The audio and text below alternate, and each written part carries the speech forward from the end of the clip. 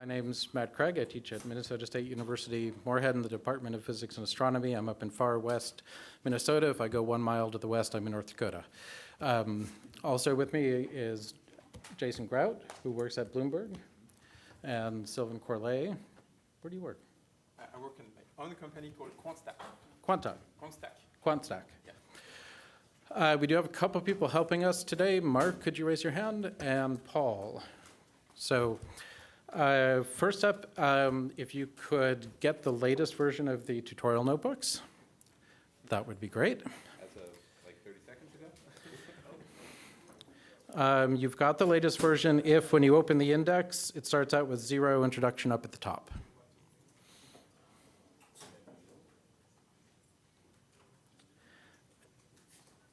And with that, do you want to start on the introduction, Jason?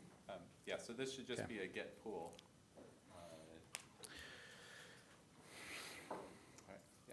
Okay. So the people on the camera, am I correct that the camera and the video will only pick up what's on the mic? Okay, so Matt and Sylvain, if you want to be picked up on the video, you have to talk into the mic. Yep. Okay.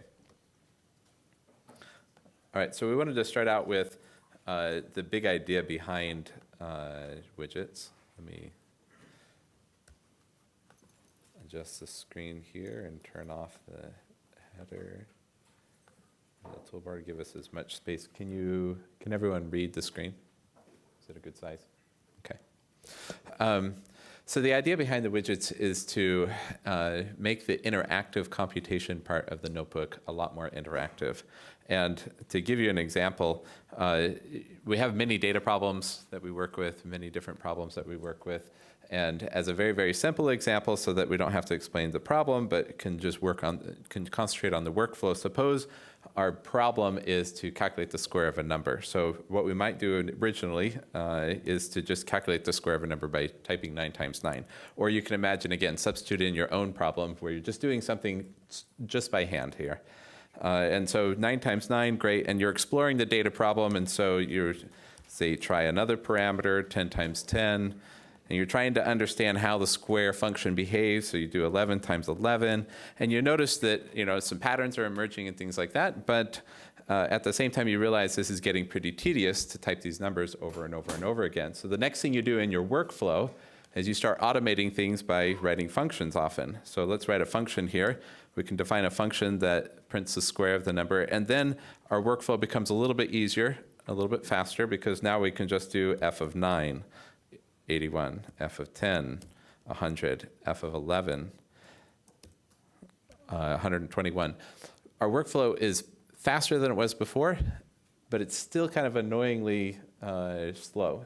And the reason is when you execute code, typically here's you're thinking about the code, you're typing in the code, you type the code into the Jupyter notebook, and then you execute the code, the kernel sends the output back, and then the notebook displays that output back to you. But you notice in this whole process right here, especially with this simple workflow that we're dealing with, the entire bottleneck is this box right here. In particular, it's the typing things in that's taking all the time in the world here. And not only that, but typing things in pulls you down from your meta level of analyzing your data and thinking about your problem, and pulling you down to the mechanics of typing something in. And then you gotta, when you get the display back, you gotta go back up to, okay, wait, what does this answer mean? Where was I in this problem, et cetera? Okay, let me try something different. And then you gotta switch contexts again to go to a low level, start typing stuff in, and then come back up to the higher level. And this is frustrating, this friction in working with the problem, and it's just really slow. The notebook and the kernel isn't slowing us down, it's you that's slowing down, in particular the interface for entering your exploratory parameters, and that's where the widgets really shine. What we want to do is make this loop as fast as you can think, rather than as fast as you can type. And so ipyWidgets, we have a simple function. It says I want to interact with this function, and I want that parameter to go from 0 to 100. And we do this, and now a GUI control is automatically created for us.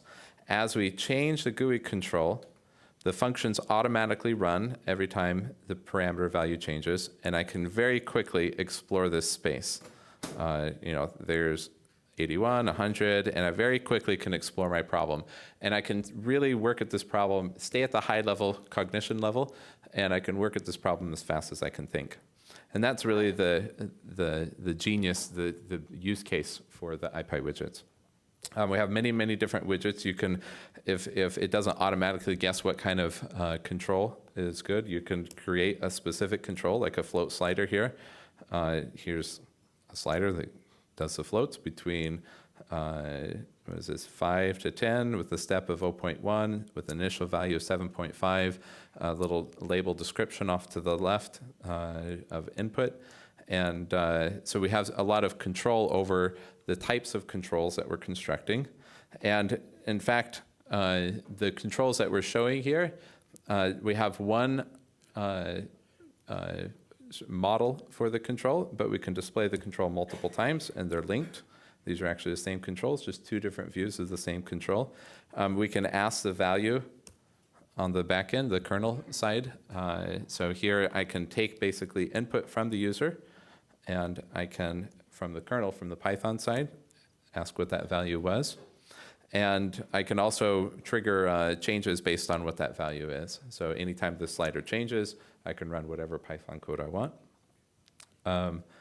And I can link two controls together. So here I'm linking the text box here with the slider. And as I move the slider, the text box automatically updates. We'll get a lot more into this as time goes on. I just want to give a brief overview of some of the capabilities and some of the big ideas behind widgets. And the widgets is not just the set of controls that we give you, like sliders, text boxes, et cetera. It really is a framework for writing interactive controls in the notebook. And so with this, there's a number of libraries, bqplot, ipyleaflet, pythreejs, ipyvolume, et cetera, that use the same infrastructure for providing and constructing interactive controls, but custom controls. bqplot works on 2D graphs. ipyleaflet lets you construct maps that then the user can interact with. pythreejs lets you do 3D plots. ipyvolume also lets you do 3D plots. And again, each of these things is something the user can interact with, and it sends messages back to the kernel and lets any code on the kernel side run in response to user interactions. So again, big idea is we want to make your computation stay at a high level and eliminate the tedious typing that happens. And we also want to provide a framework for people to write as advanced of GUI controls as you want, and hook those up to the Python side so that you can interact with an advanced control on the notebook side.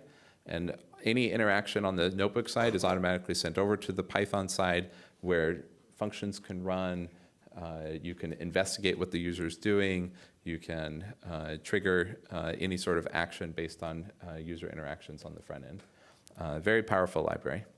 So with that, let's go into an introduction of the interact function.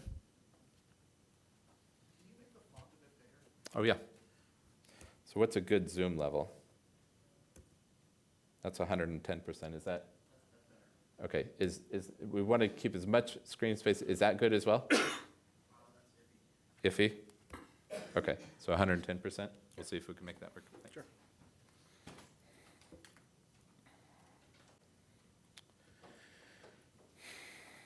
So in the index, we're going to move on now to talking about interact. We'll talk a little bit more about some of the widget basics, run through a list of the widgets, talk about styling in events. Around 2:30, we'll take our first break. It should be just after they bring the snacks out. Not. Can we just take a quick poll before we Sure. jump more into this? I'm just curious. We're just trying to understand the audience better. How many people have used a notebook before? Okay, good. It's about everybody. How many people have used widgets before? Oh, fantastic. How many people have written a widget before? We even have some of those. We might even ask you to help some people around you when we get to more complicated parts. How many people would say that you've used the widgets extensively? Okay. How many people have used interact in the widgets mostly? Interact? And how many people have actually used the widgets themselves? So not interact, but like constructing a float slider and hooking it up and things like that. Okay. I think that gives us a little better idea of the audience. So the first question you want to ask yourself when you want to work with widgets is whether you need to actually write any widget code yourself. So Interact provides a way of generating widgets without writing much in the way of widget code. So let's jump to that notebook. Just number 2, the overview has some references to and links to some of the packages that we mentioned in the introduction. So if we hop to Interact, I think what I would like to do is have you guys take a few minutes, work through the notebook until you get up to fixing arguments using fixed. So looked like almost everybody had used the Jupyter notebook before, but Shift-Enter to execute the code in a cell. What these first few cells will do is define a function and walk you through the different types of controls you can generate with Interact. So please go ahead and take a few minutes to do that. And while you're doing that, we're passing out Post-its. When you get to this point that you've reached fixing arguments using fixed, please put a Post-it on your computer so we have a sense of where people are at.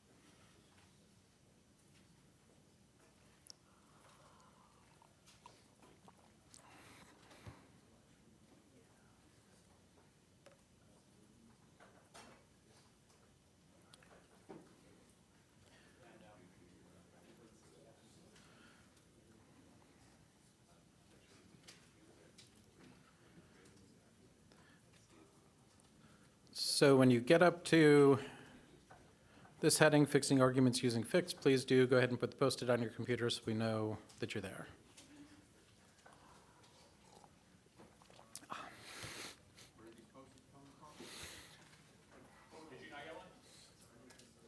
There's some coming up in the front row now.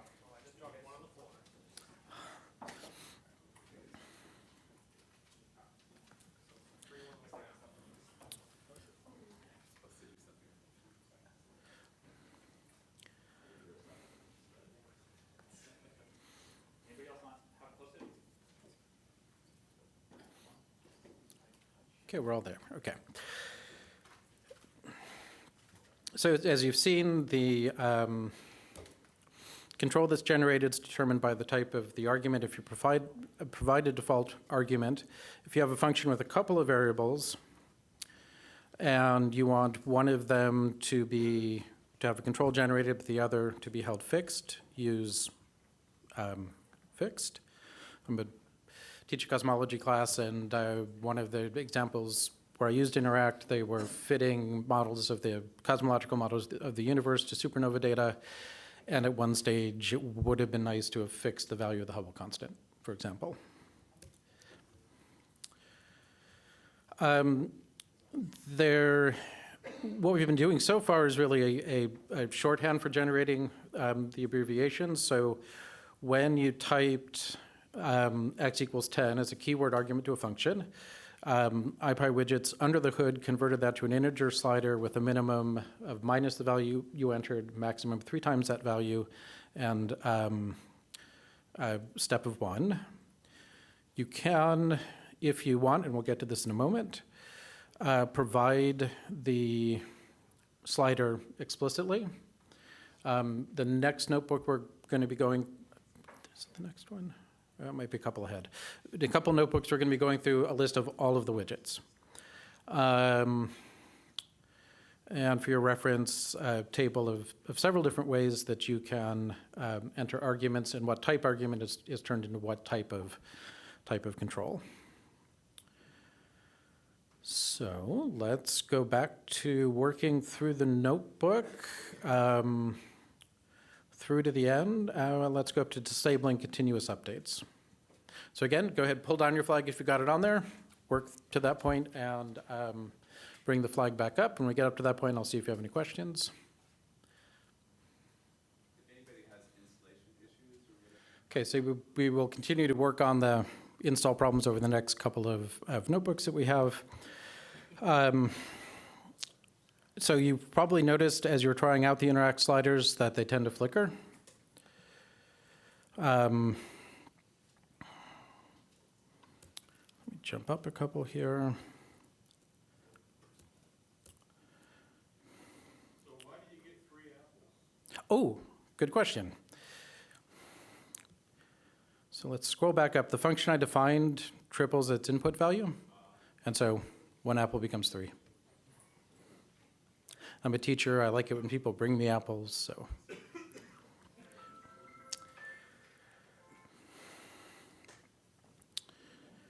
I'm going to jump down here to the plot. So the flickering shows up quite a bit in, depending on your laptop, in here, or even if it doesn't flicker, it's lagging quite a bit. There are a couple of ways to disable continuous updates so that the two things you can do. One is to add a button so that interact isn't run until the user pushes the button.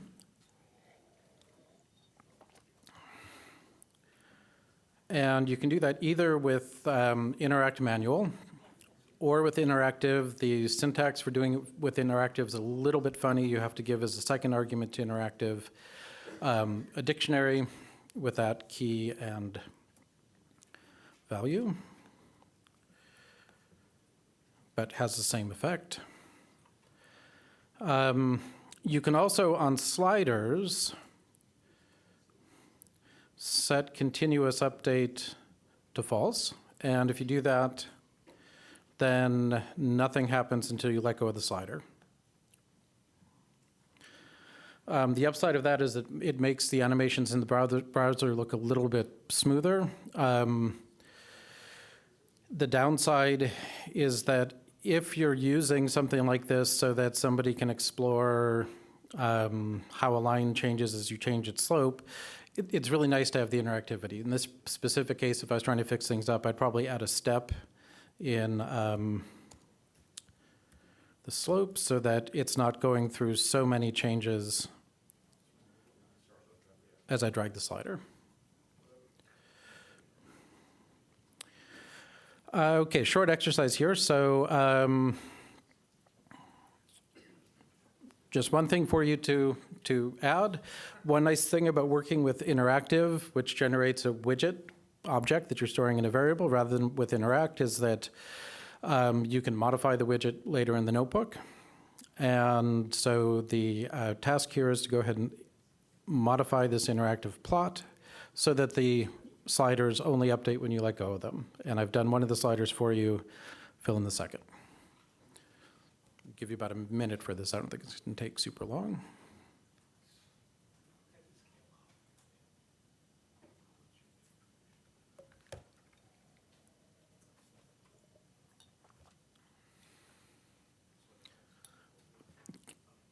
Again, if you're still stuck with install problems, please raise a hand so we can get some help to you.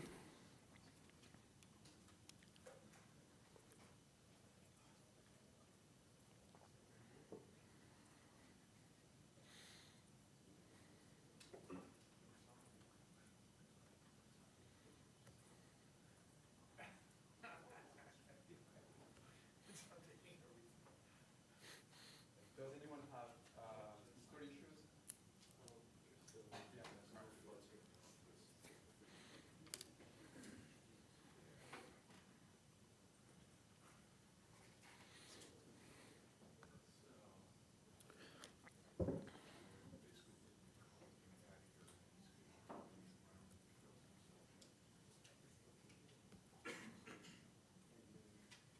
So again, post it on your computer once you've updated the plot widget so that, there we go.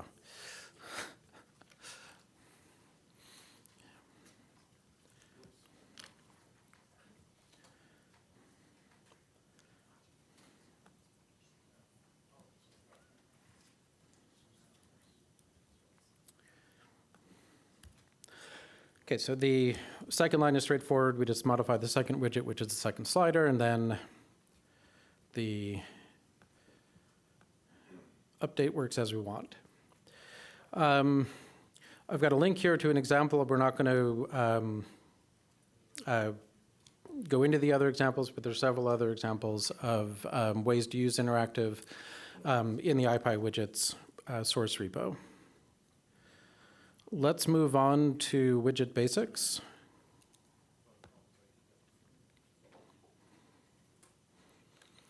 And this one we'll go through together. So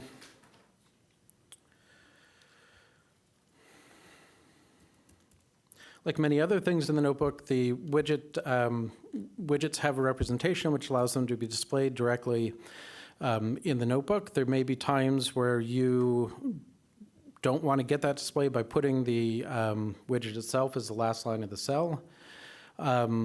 In that case, you can explicitly display the widget using ipython.display.display.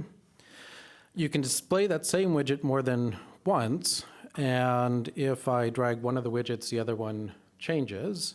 That's because behind the scenes, in Python, in the kernel, I've got a widget.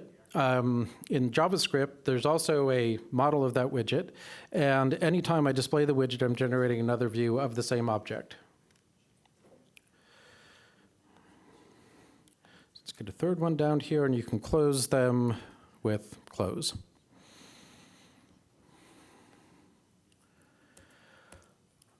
Almost all of the widgets have a value property, so if I drag the slider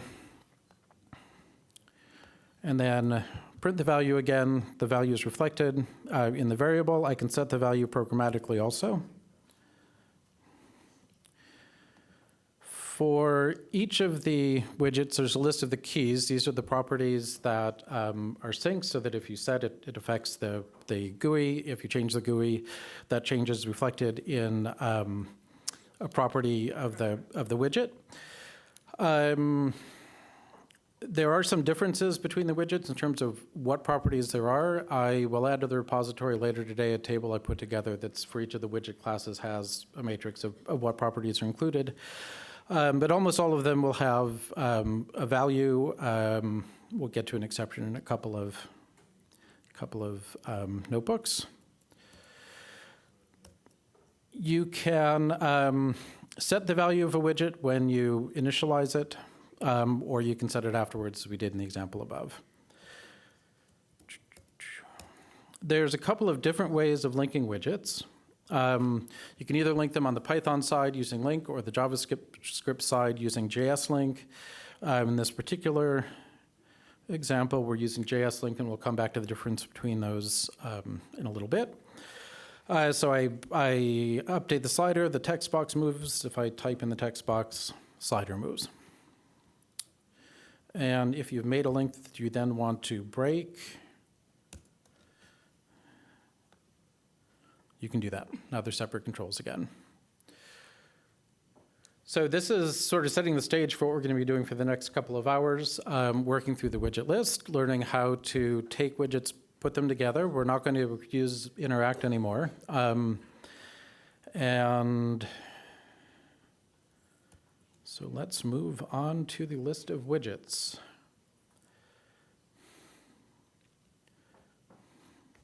Where are we at time-wise? Okay.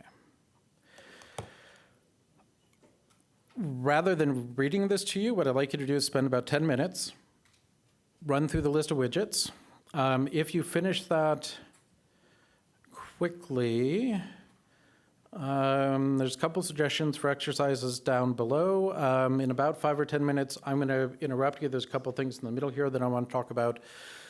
But I think the quickest way for you to get a look at what the different objects are is to go ahead and try it out. So start running.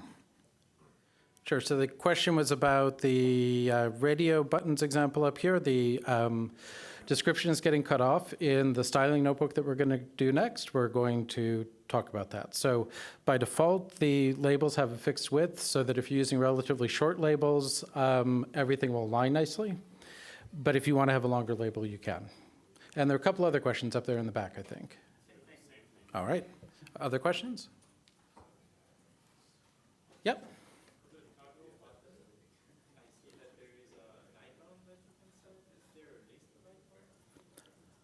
Fine question. Jason or Sylvain, do you know the list of icons? Yes.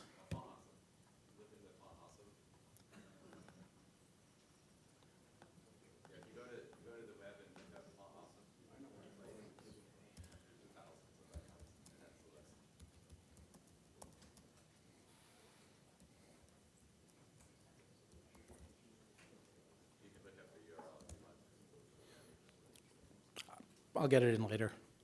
Other questions?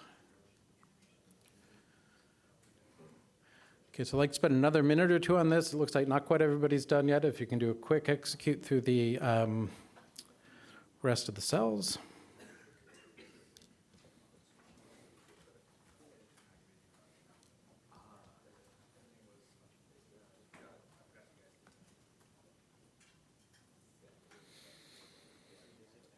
So is the blinking due to the fact that the DOM is updating? It looks like when there's an empty space, there's no number, and so it flips up a little bit. I think you can actually tell the DOM not to update. You can turn updates off and on. Yeah, so that's one of the reasons I tend not to use interact myself. Is that if you're laying out a widget manually and without a spot and you're trying to be like 11 others interaction there, it just Well, logically, I think there's always one there, but it, for some reason, doesn't render it, and then it all flips up.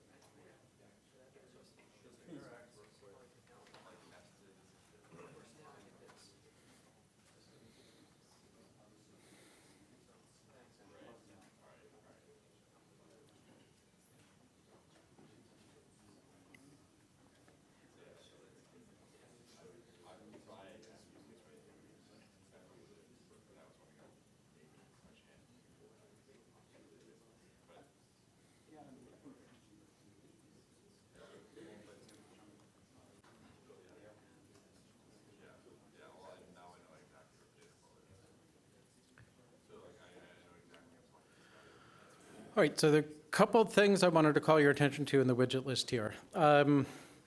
One is that there's several different ways of representing strings. So text and text area are both for input.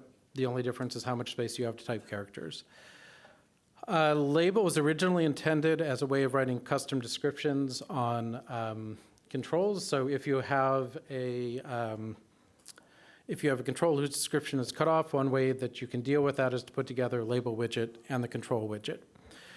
The HTML widgets allow you to display formatted text, and both HTML math and label widgets will take LaTeX and automatically convert it to typeset equations. It was new, I think, Jason, is output new in version 7? The output widget? Okay. So a relatively new addition is the output widget that can take anything that you can display in a notebook and put it inside of a widget. We'll see an example towards the end of the tutorial where I use that to take an image viewer that somebody else had written and embed it into the notebook. But essentially anything that you used to be able to display in the notebook, it was a little bit of a hassle sometimes to get that stuff into widgets. The output widget does that for you. And as we move forward, the container widgets are going to be important. When you're writing your own widget, you're almost always subclassing from box, hbox, or vbox, depending on what you want the layout to be, and putting the pieces that you want inside of that box. Anything else? Nope. Questions about anything else in the widget list? Yep. So I'm noticing that you have integer types and then float types. Well, why you don't have the design mantra to just say, numeric, and so you didn't have double the functions? So I'm going to hand that off to either Jason or Sylvain, who are two of the core developers on ipyWidget. So the question was, why is there an int widget and a float widget rather than just a numeric widget, whether it's for sliders or text box or whatever?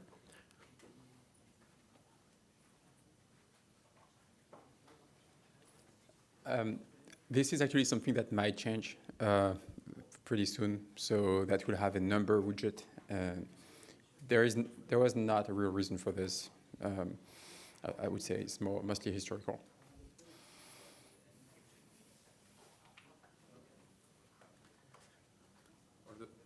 Yeah. They basically share the implementation, and a default value, what differs is the default value for the formatting of the readout, which doesn't strips any digits for the int widgets, for the int widgets, yeah.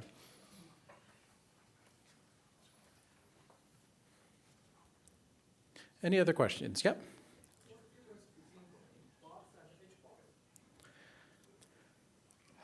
There's not much difference between box and HBox. I think they're actually identical. Historically, in earlier versions of the package, HBox and VBox weren't actually classes. They were functions that returned an instance, so there was a difference. But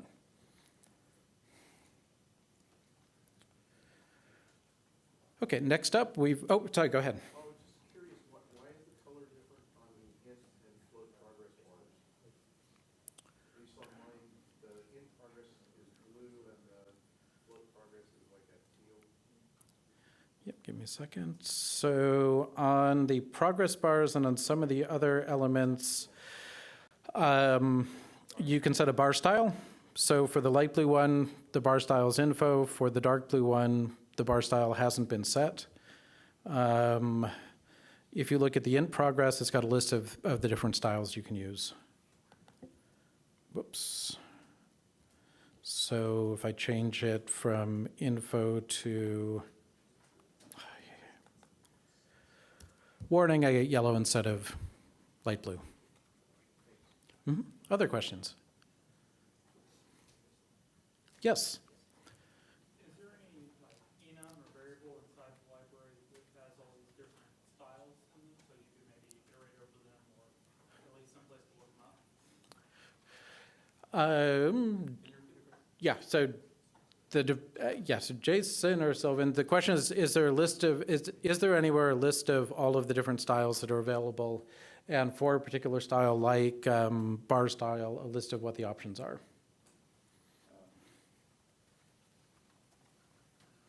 Yeah, you can certainly inspect the widget. For this one, that would be widgets.floatProgress.description, which is a trait type. And it probably has, so I'm going to live code, but so that's a bit risky, but widgets.floatProgress.description, no, that's the bar style.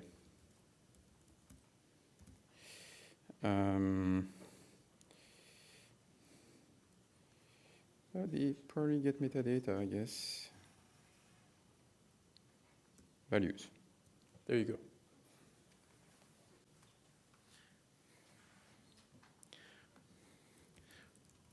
There is another way you can often get at it. Oh, that used to work. Used to be if you set it to a bad value, it told you what the odd values were. I do have a notebook that's not in the tutorial yet that has a list of what styles are available for which widgets. So for example, for some of the slider widgets, there's a handle color that you can set. And there are several of the widgets that have style properties like that you can in principle discover with the tab key, but it would, I've got the table mostly put together, so I'll add that into the notebook later. If you give it a bad style in the bar above, it'll tell you all that. Ah.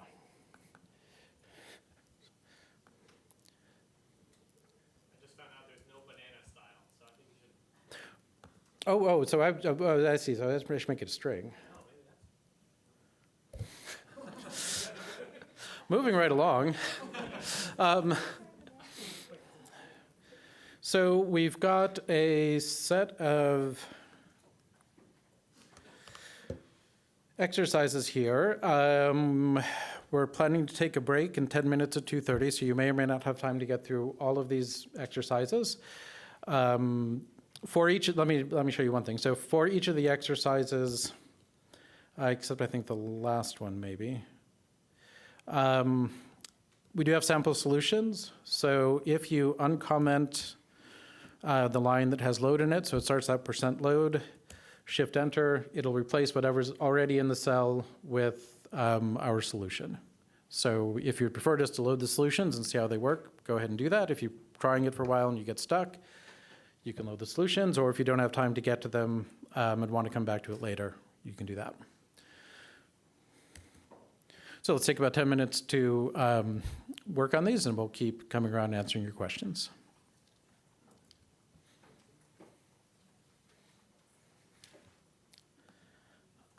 Actually, I am going to interrupt you one more time because this tripped me up several times yesterday.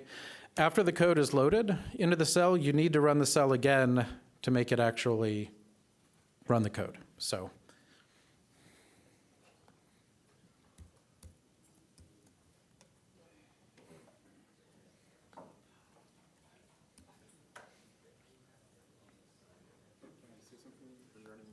Go ahead, yeah.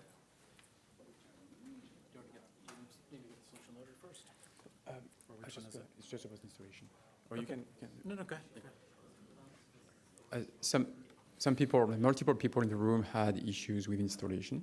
And what was happening is that they had a pre-existing installation of the widgets in their user environment, and for which they made a user install. Actually, user installation is global to all the environments and takes precedence over any environment that you may have running. And so you would end up with a mismatch between the JavaScript that is required by your environment and the one that you're loading in the browser.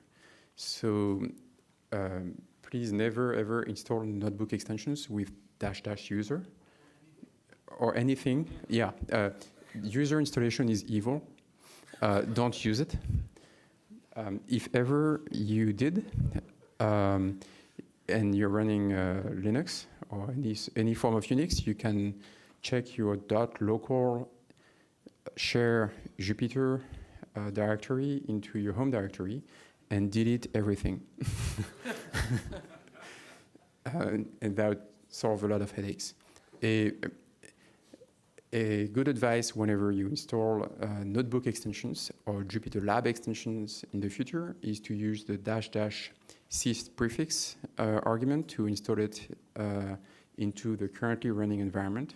That would make it local to the environment. And I think that this should actually be the default, and is probably going to become the default with the next version of Jupyter.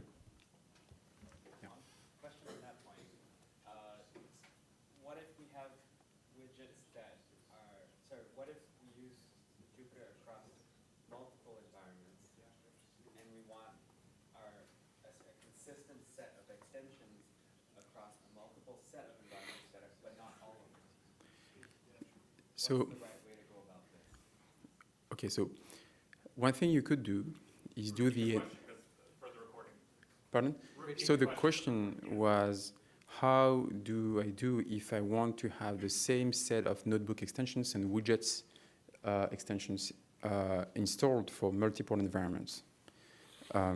So my answer to that would be don't, in that install them separately in each environment, but you can enable them globally with user. That would be less evil. Or another thing would be to define an environment.yaml and make everyone use the same, like the same manifest. Declaring all the dependencies of your environment.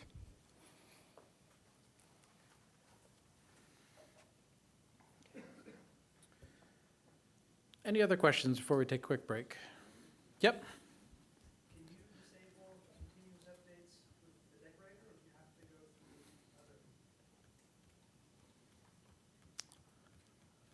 I don't know. Jason, do you know? Can you the question was, can you disable continuous update with the decorator, or do you have to call the function?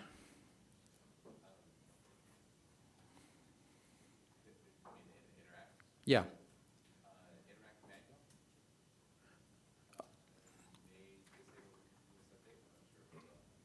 Well, but that doesn't do the same thing as continuous update, right? Okay.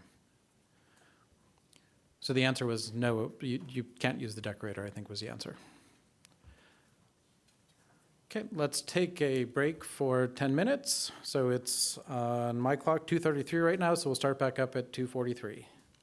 There should be snacks down the hall. All right, a few notes before we start up, just based on helping people around the room. Number one is highly encourage you to follow the current installation instructions. In particular, create a new environment before you install all these packages. A lot of the problems that we're seeing around the room have to do with widgets not being the right version, or a package not being installed correctly, et cetera.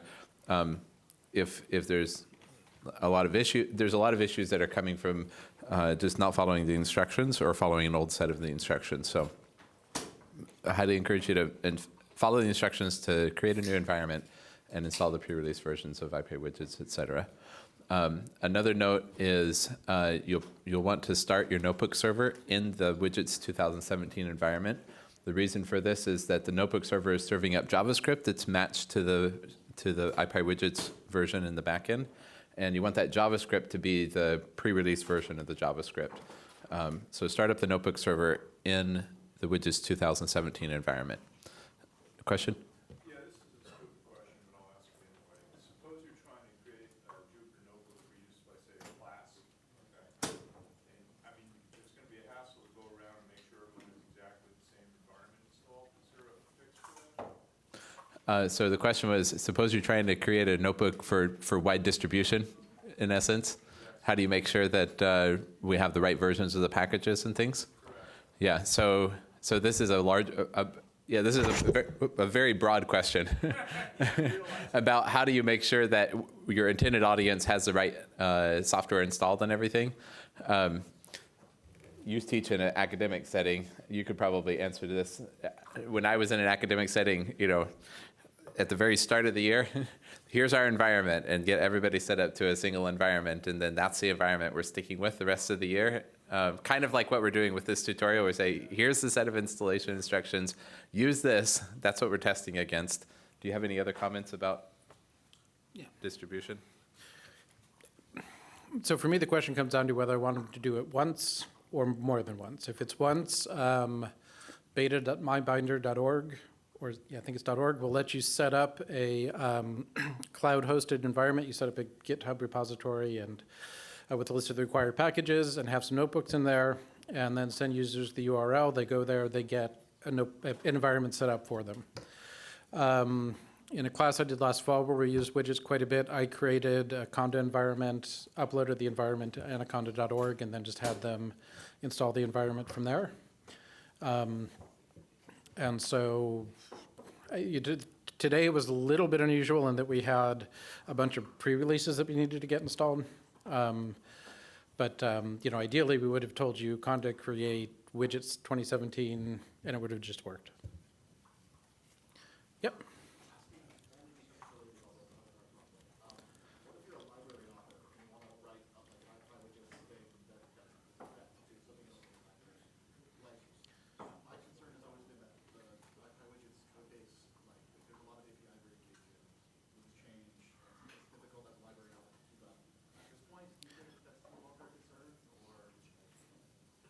Take this one. Sure do. And actually, that leads into the last thing I was going to mention. You'll notice that we have a pre-release version that we're using. Widgets 6.0 was released in February or March, and Widget 7.0 is like this close to being released, this close to maybe beta, and then we're going to run a bunch of tests with notebooks and catch whatever other issues that we have, and then release 7.0. So we hope in the next few weeks to release 7.0. That's why we're testing with 7.0 here, because there has been a lot that's changed since 6.0. Yeah, widgets is settling down quite a bit, but we do have a major version change here, so there's some breakage. We tried to keep some things backwards compatible or deprecated, but yeah, there's going to be some breakage when we change. But we're happy to help people to update.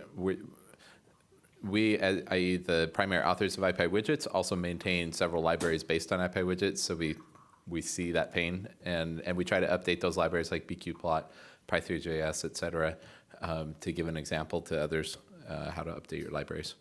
But we should definitely talk, and you know, we're happy to help people update their code. If I can add one more thing to that. So the question was, what if you're writing a library that's based on ipyWidgets, and ipyWidgets changes, breaks? I've got a library I'll show you a little bit later called Reducer, and I've had the version on the released version. The released version of Reducer has had ipyWidgets pegged at version 4 for about a year and a half. It still works. So.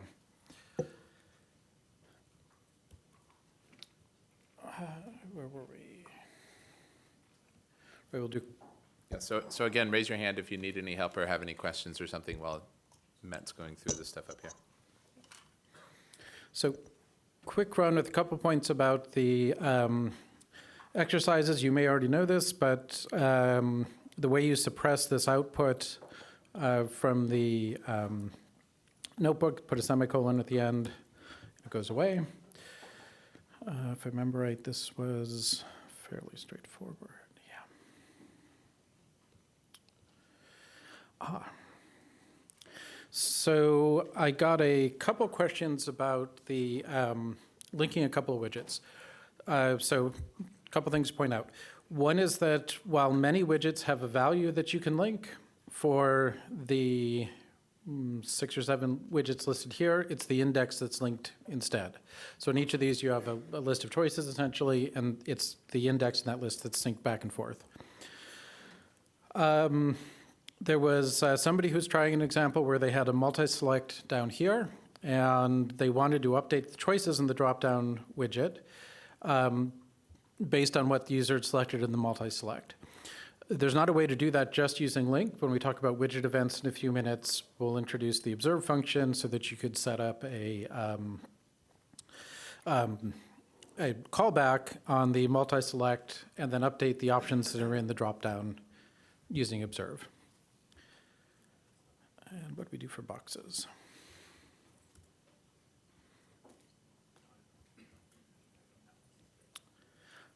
Yeah, not a whole lot to say about the VBox. We're going to talk about alignment and stuff in quite a bit of detail in just a moment. Any questions about any of this stuff before I hand off to Sylvain? Okay. Here you go.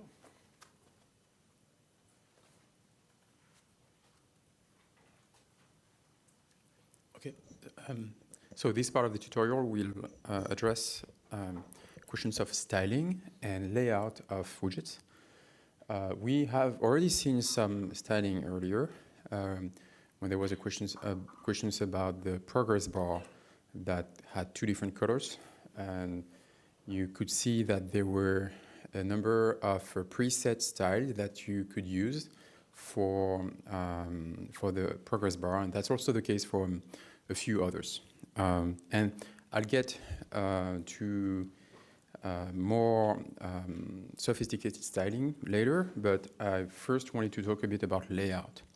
So whenever you want to do anything more complicated than a couple of sliders and buttons in a VBox, you'll need to start thinking about how you want to present the things. So whether you want to have a set of nested boxes to arrange your widgets in a more sophisticated fashion, or if you want to have some reactive layouts that adjust to whether you resize the window, the browser window, or things like this. And early on, so if some of you were already using widgets when it was part of IPython, the widgets all had a few top-level attributes such as width, height, background color, and these were like hard-coded to the base widget class, and you could modify these attributes for pretty much anything. And this caused a lot of pain for a lot of people. So we have progressively moved away from that model.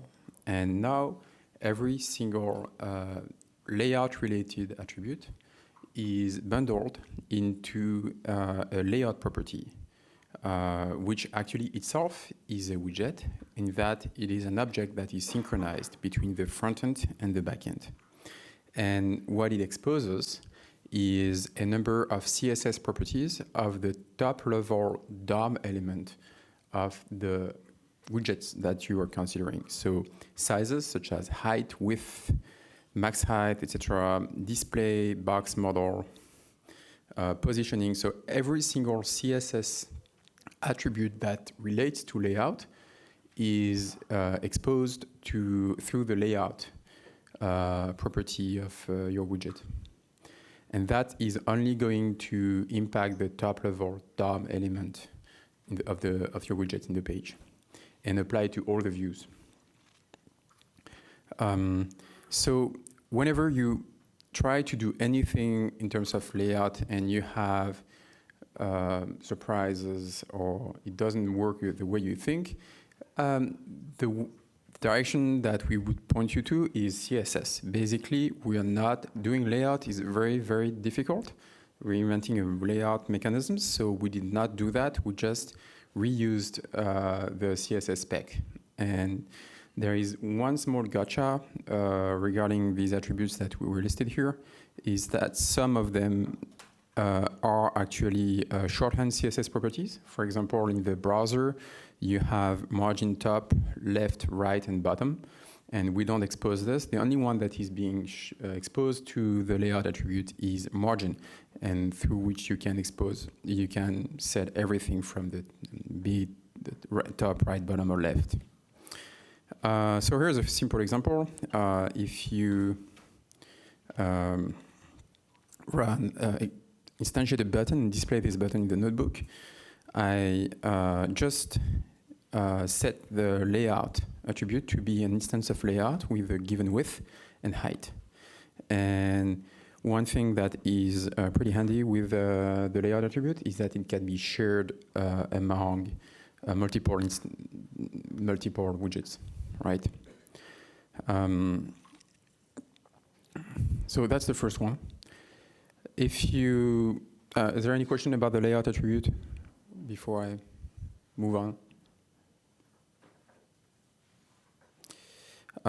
So you may already, yes? You mentioned that it could be responsive, did I hear that? Yes. So if we change the screen size, does that mean I could use like Twitter bootstrap classes or something like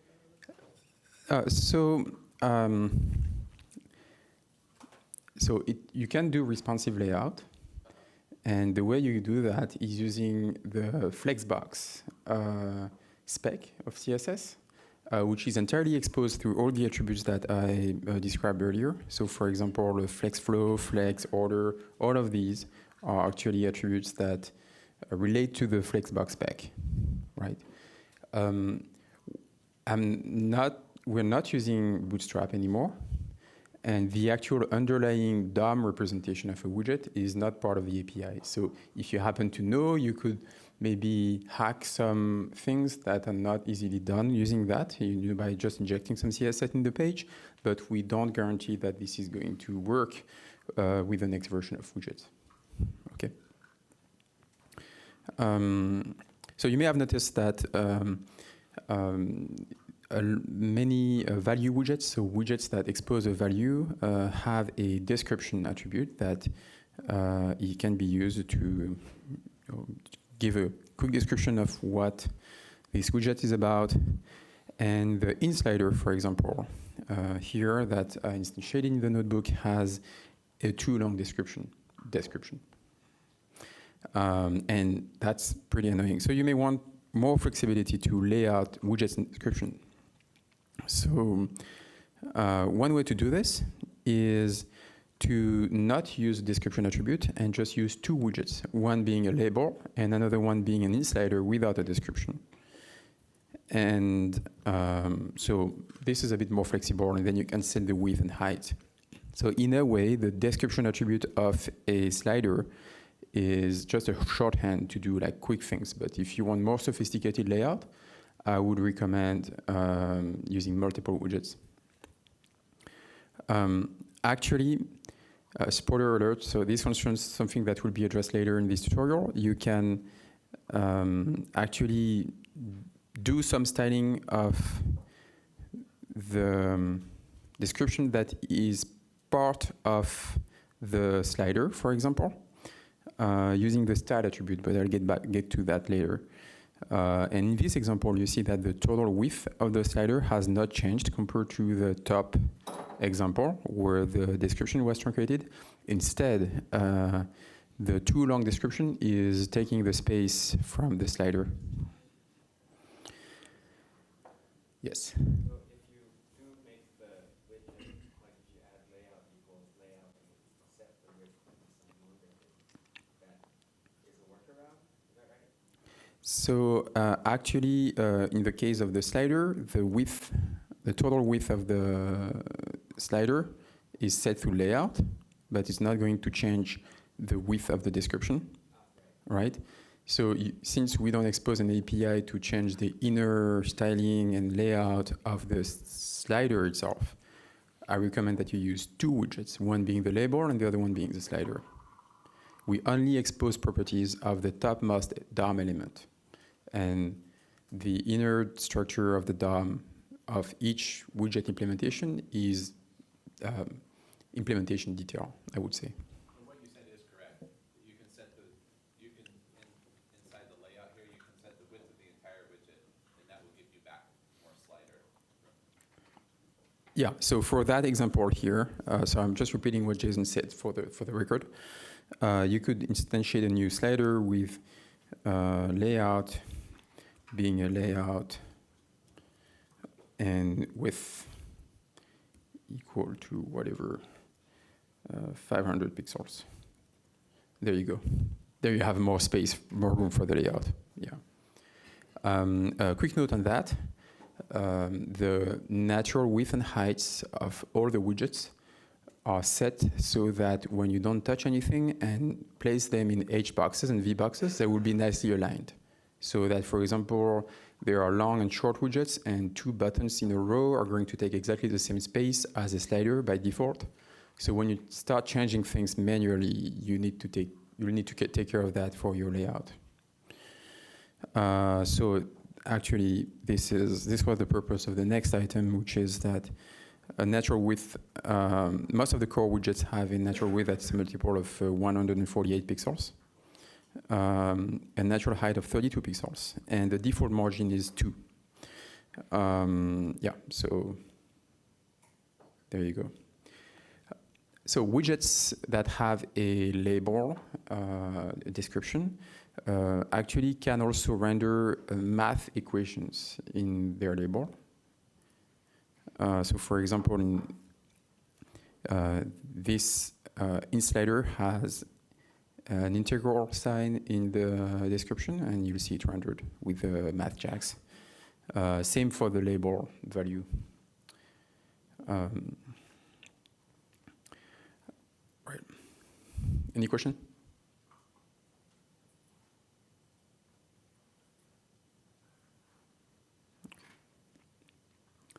Right. So there are also a number of widgets that have a readout. So for example, whenever you move a slider, you will see the current value displayed aside of it. And the readout format is an attribute of the slider, and it can be formatted using Python's format specification mini language, which is, for example, 0.2f to display 2 decimals.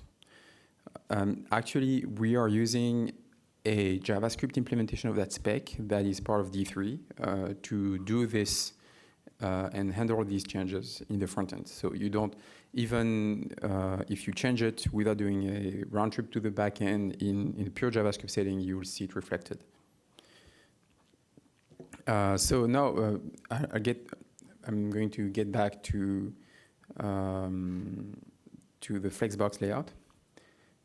So if you want to do anything like sophisticated, where whenever you resize the window or when you want to place widgets with some interspace between them so that it takes up all the width of your screen or things like this, you'll want to use the flexbox CSS spec, which is entirely exposed through the layout attributes.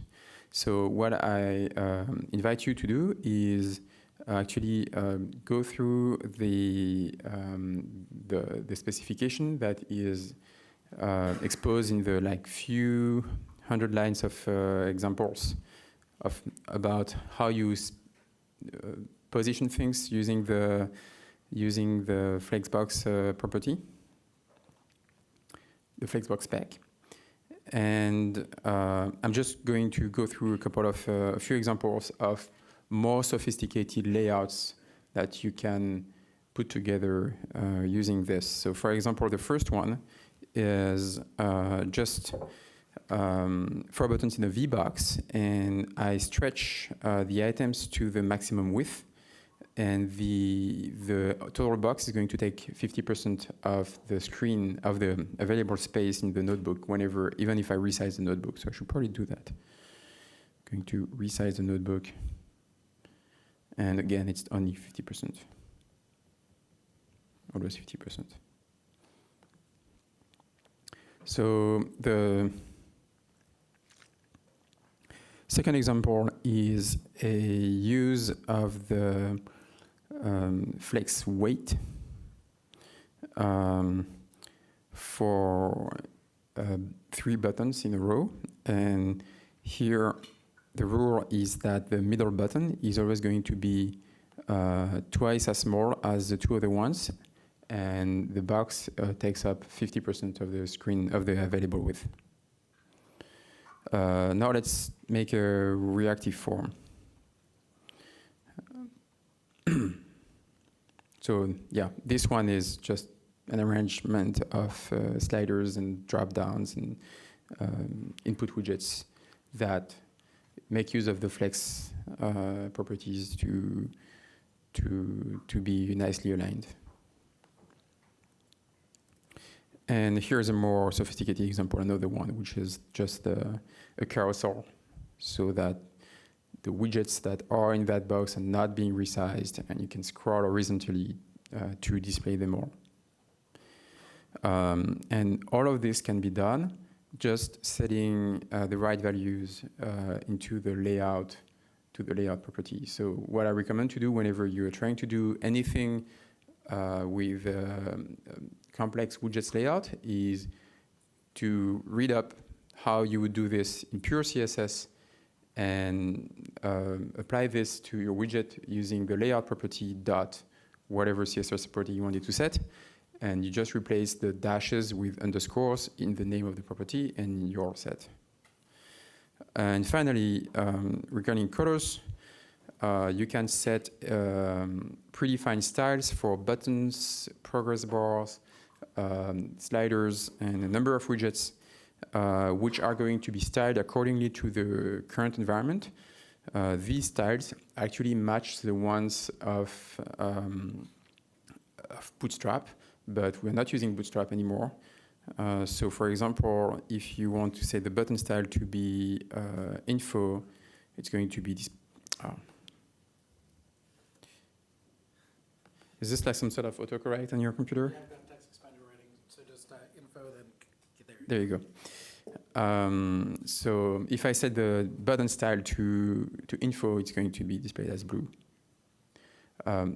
Whenever you're just editing basic style, I would recommend using that rather than trying to set your own shade of blue, because then you're more likely to have consistent look and feel across all the UIs that you're putting together. Before I get to the style attribute, I'd like to give you some time to go through the Flexbox section and take questions.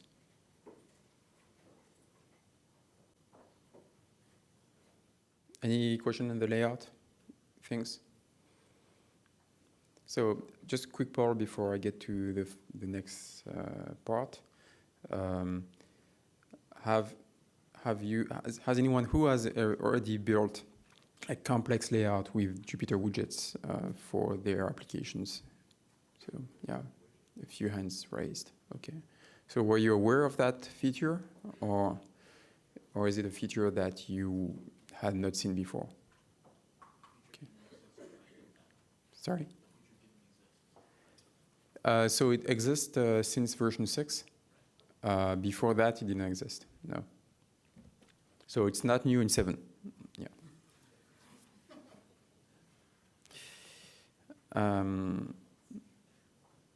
So regarding the style attribute, so of course you have a few predefined styles that you can set on buttons, sliders, progress bars, but sometimes you really want to use your own color, either because yours is nicer or because you have an actual concrete use case for that. For example, you're doing some visualization and you want the color of the button to match the one that is used in some scatter plot for a data set, and that's a toggle for that thing.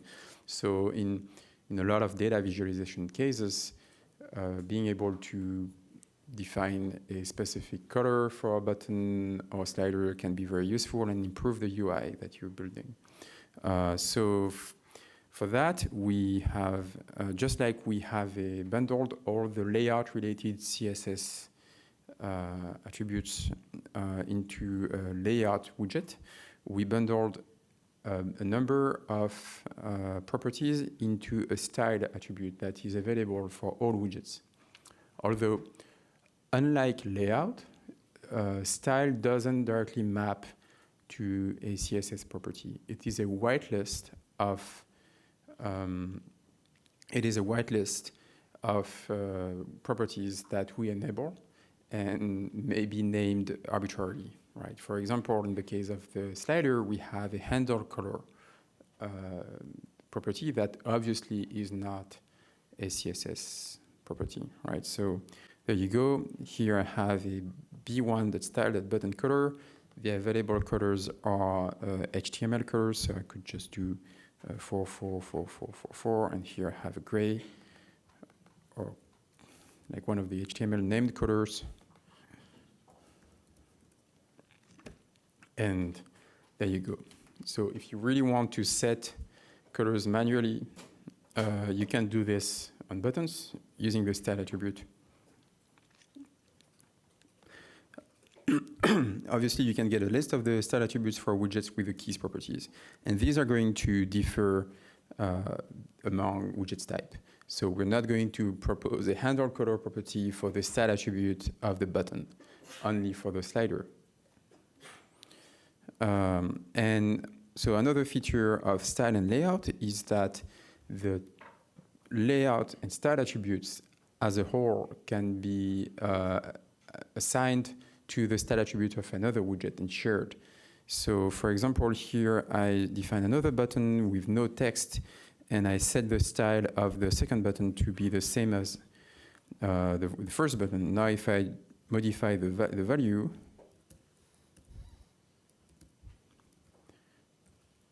of that style to be red is going to impact both widgets.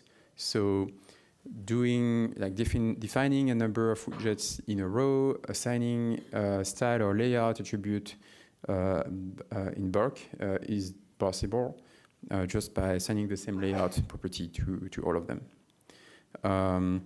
And as I said, widget styling attributes are specific to which widget type. Yeah. Any question before we move on to the exercise? Yeah. So in a previous example, you had this slider button where when you selected it, it changed the color. It changed from like white to blue. Yeah. Do you have a similar way of doing that for, I think you call it the carousel, where when you select the choice, it changes the color? It's very hard to tell on this that, like say I pick number 6, it's hard for me to see between all 10 of them that one's selected. Can you change the color once it's selected? The selected color. I need to check. Maybe it's possible. I'm not sure. I don't think we have exposed that property.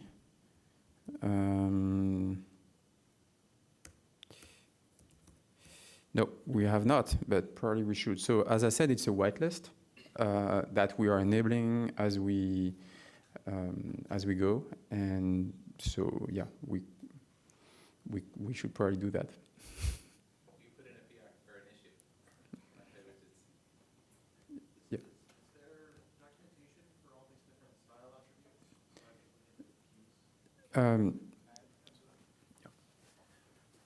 That's one of the tables I'll be adding later today. But you can, yes, you can do tab completion, you can do style dots.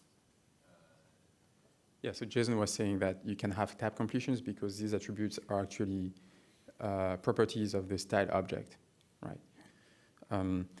Regarding what possible values are available for these, for most cases, the type of the trait is just a string because it generally maps to a CSS property of some element in the DOM.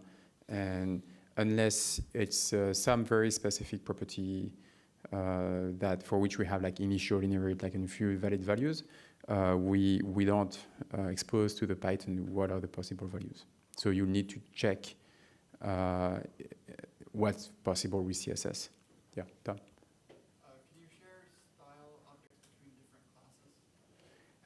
No, you can't. The question was, can you share styles between different classes? So you cannot assign a button style to a slider style, but you can do this with layout. So layout can be shared across any type of widget. So if you wanted to share like some coloring across a bunch of different types, is there an easy way to do that? An easy way to do that would be to use a link widget. Yeah.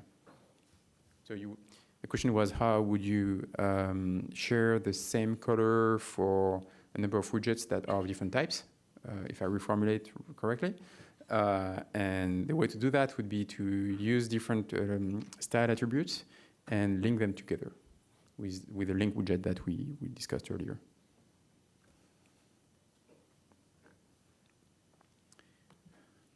So let's move on to the exercise. So earlier we have listed the existing widgets, the available widgets in ipyWidgets, and how you can lay them out. So the goal of this notebook is to range, or maybe you want to describe that, Matt. Yeah.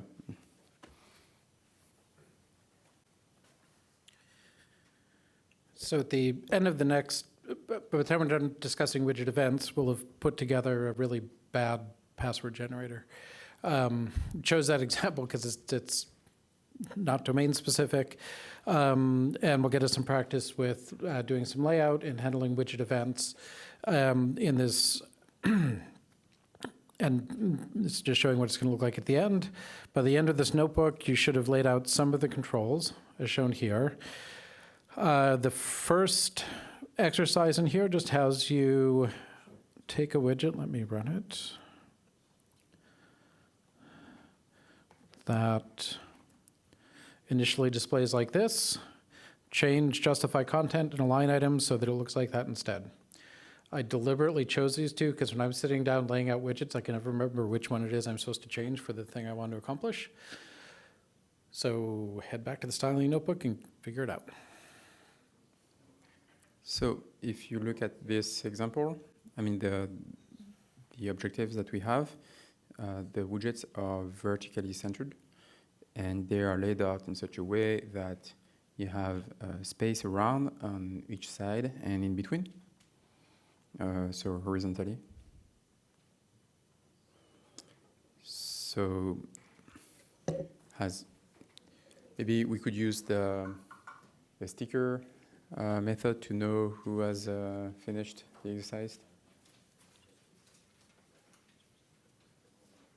All right, so a bunch of people have used it, have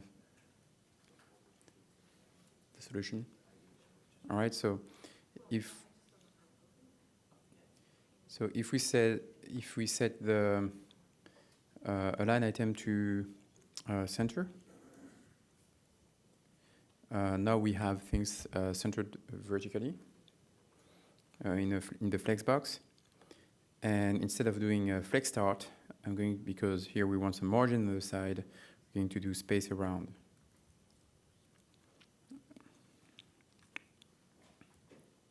So here there is no space available because of the zoom level, but yeah, this is it.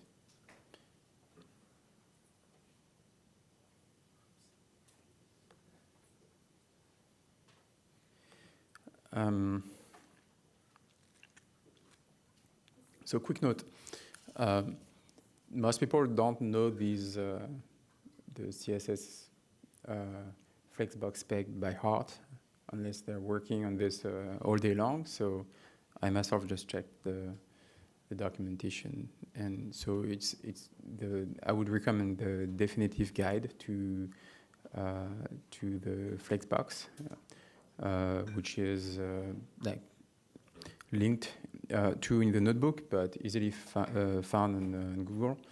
And actually, this documentation is an adaptation of this tutorial, which is a complete guide to Flexbox by Chris Coyer. Okay. So now we want to do the following things: display the children in reverse order without changing the order of the children. We want to display them vertically instead of horizontally, and also change the order for the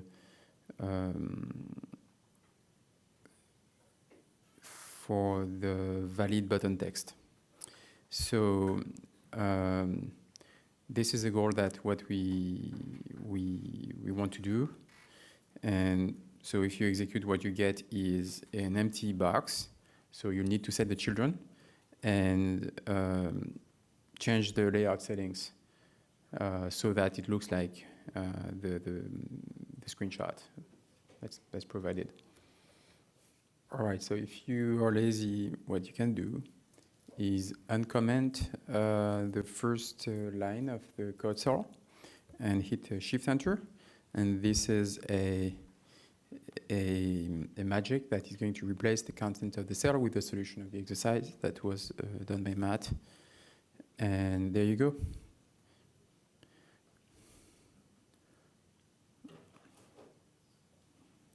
So the solution, it's not zooming in? So the problem is it's wrapping? Yeah. So actually, because of the size of the screen, we zoomed in quite a bit. So what we ask for is that. But here, the default layout of the toggle button here is wrapping text and wrapping content. So as we zoom in, you see the three buttons wrapping around, which is not a bug, but could be modified actually using the layout attribute if you really want them to still be displayed horizontally.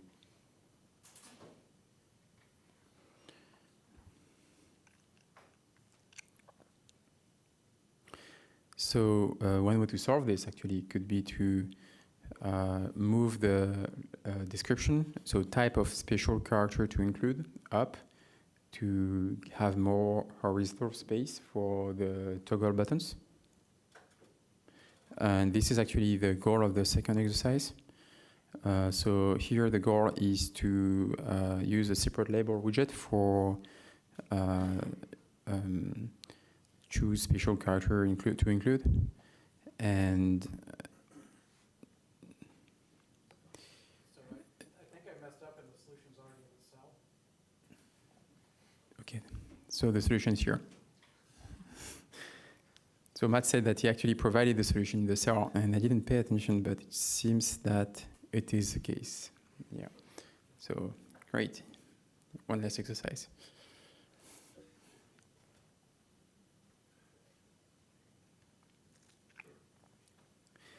So another issue here is that there is some unnecessary white space on the left of the box. And so what you can do is use the style attribute and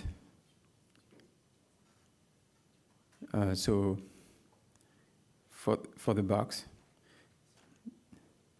and modify the description width to be initial. And when we put everything together, either you load the solution or try to assemble it from the different pieces that we have written already, and you should see this, which is the final widgets layout that we wanted.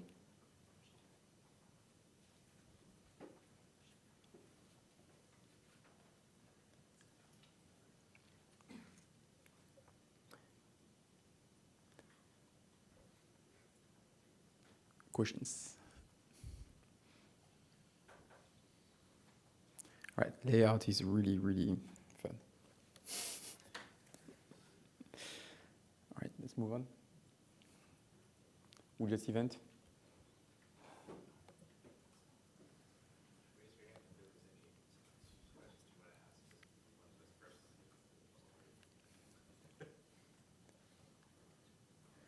So spoiler, right after widgets event, we're going to move on to nice data visualization things. So it's not going to be about layout and drop boxes anymore. But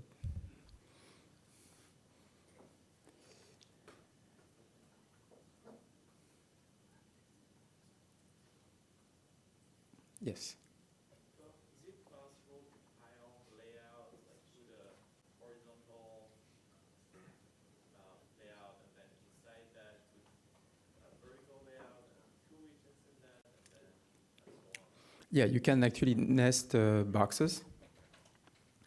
So it's fairly easy. So, sorry.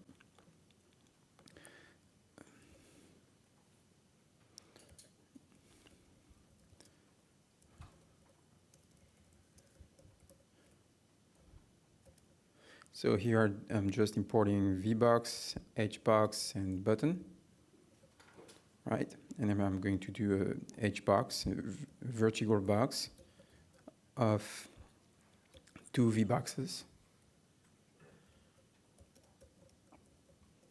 And in each one of them, I'm going to use to place different things. So let's say a button.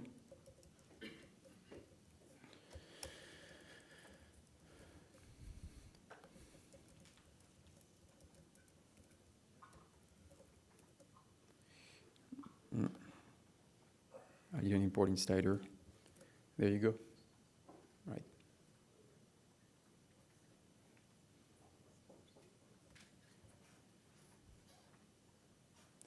All right. I think this is your turn, Jason.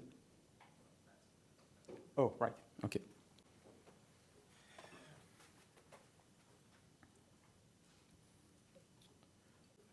Yes.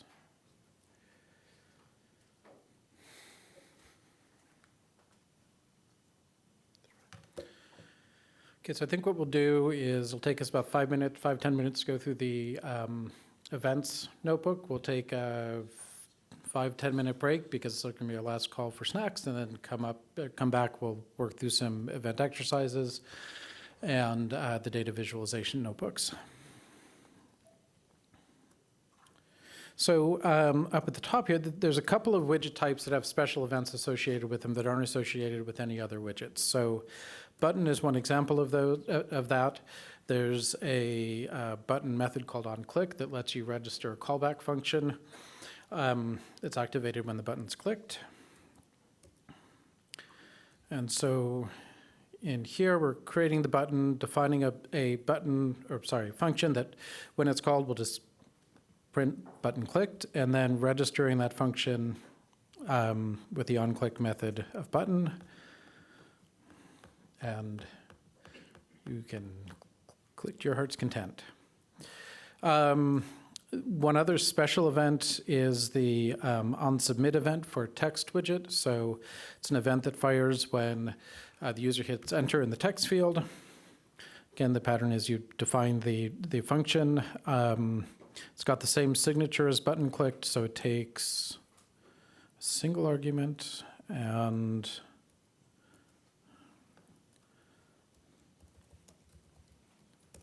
there we go. For most widgets, the way to link up a function to the widget is to use the observe method or the observe function. And observe gets called with, I thought it was called with just the change.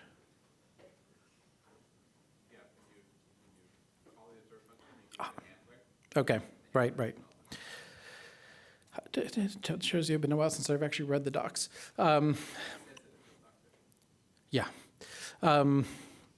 So in this example, we've got a integer slider. When the value of the slider is changed, onValue change will get called, and it just prints out whatever the new value is. Okay, so for any of the widgets, you can set it up so that you're observing changes in that widget and calling whatever function you want as a result of that. So back to the earlier question about a multi-select widget where you select several things, then you populate a drop-down with that. Let's see if I can code that up.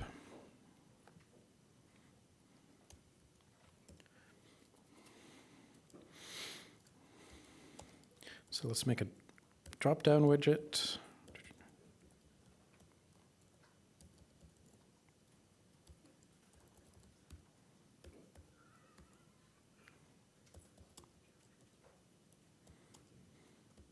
Oh, wait.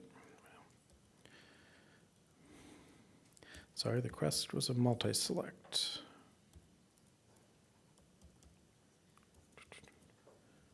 Do I have that right? Tab to the rescue. Okay,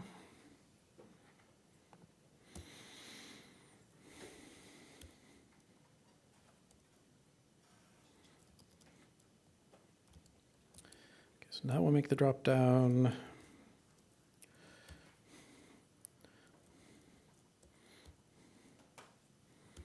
And I'll start with the same three options.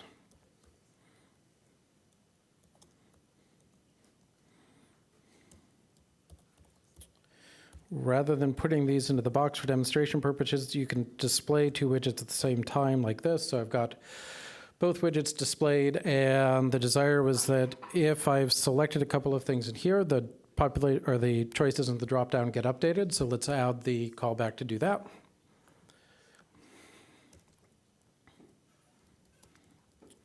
So I'll define a function that takes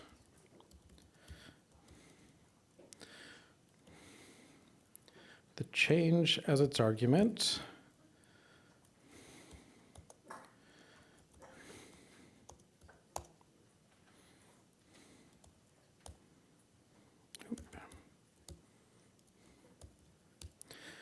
The change argument's a dictionary. It's got several keys, but we'll have a new key if this is an update event. So far, if I run this, nothing's going to change. We need to link the two, so let's do that. So I want to observe changes in the select multiple and call update dropdown, and I want to look for changes.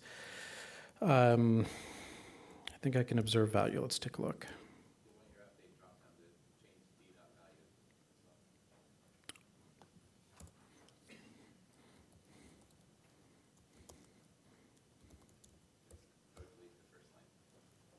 Really?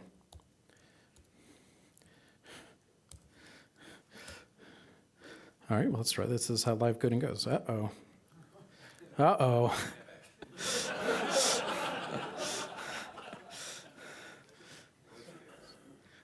This never happens when I'm by myself. I don't understand. I think we want to update the options, right? Because we want to change what the user sees in the dropdown. Or did you want to? Oh, I see what you're doing. Okay. Sure, fair enough. You actually want to change all the options in the dropdown. I see. Yes. Okay, I would. Do you want to come up and? No, I want to do it back here and then come. I see how it is, Jason. I see how it is. Can you just type import JSON? Yeah, but it's spelled funny. There's no A in it. It's JSON.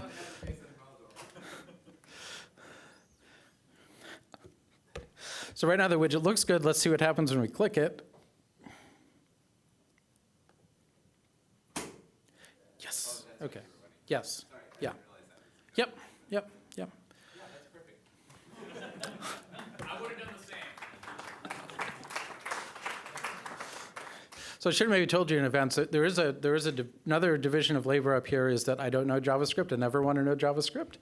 I can make widgets do a lot of things with Python, but when it comes to JavaScript, it's going to be them. Yes, you had a question, Nathan. So you said that the change dicks, the keys depend on the type of events. So there's, and it varied also, like for this particular one, I saw there are a bunch of other keys. So what do the other keys mean, and what other types of events are there? You really want us to write documentation, don't you? That's going to be a major focus once we hit beta, is to clean up and revamp the documentation for 7.0. There is a automatically generated documentation. Yeah. Available for 6.0. So this was a question about traitlets, actually. The Jupyter interactive widgets rely on the traitlets library to implement this observer pattern that we're using here. So observe, among other things, is a method of traitlets. And so whenever there is a change, a dictionary is sent across containing the following keys. So the name of the attribute that changed, the old and the new value. The owner is actually a pointer to the, refers to the widget that emitted the event. And the type is the type of event. And this is actually, in this case, the type is a string called change.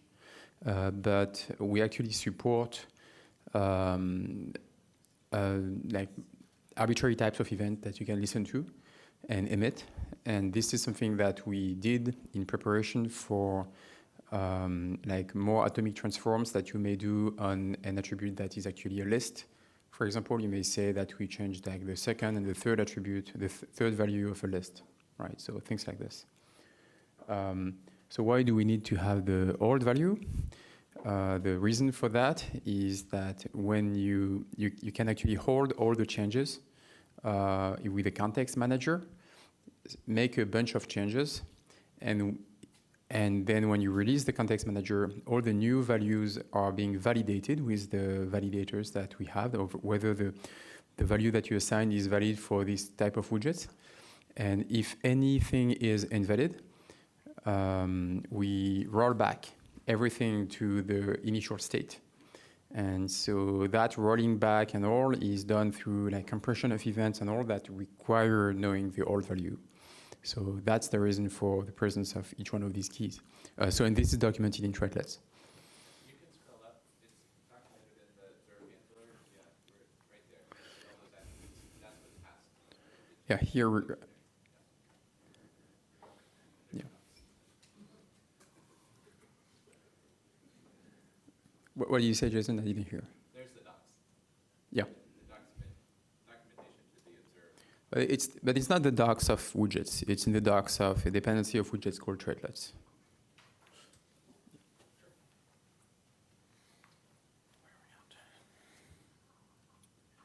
Okay, so we've talked about linking a little bit before. We want to go through it in touch more detail. There's a couple of ways to link. Four ways to link. So 2 in the Python kernel, 2 in the JavaScript. The first one is to use traitlets.link. So this has created a caption, then a couple of sliders. We've linked the value of the 2 sliders. So slide either of them, and they both change. There's also a D-link, a directional link. And for that one, the source, the first of its arguments will update the second, but dragging the second doesn't affect the first.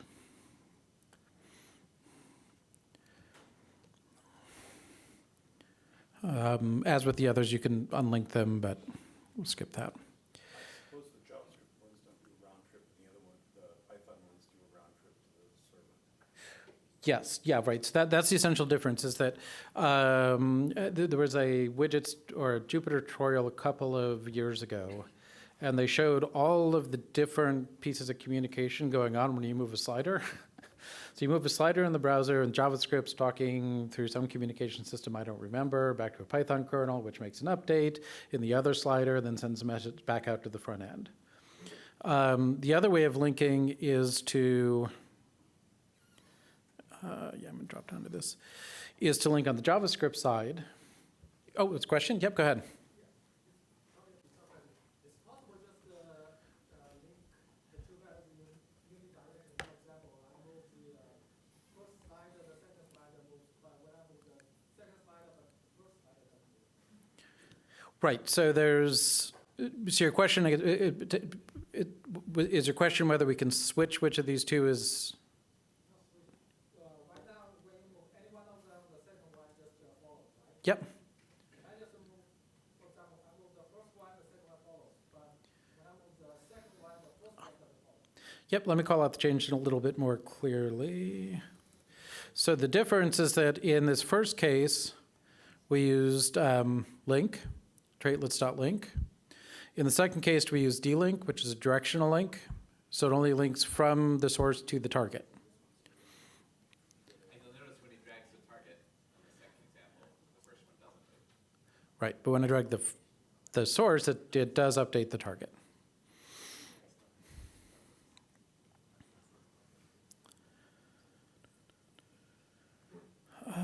Oh, you know what, let's talk through this. So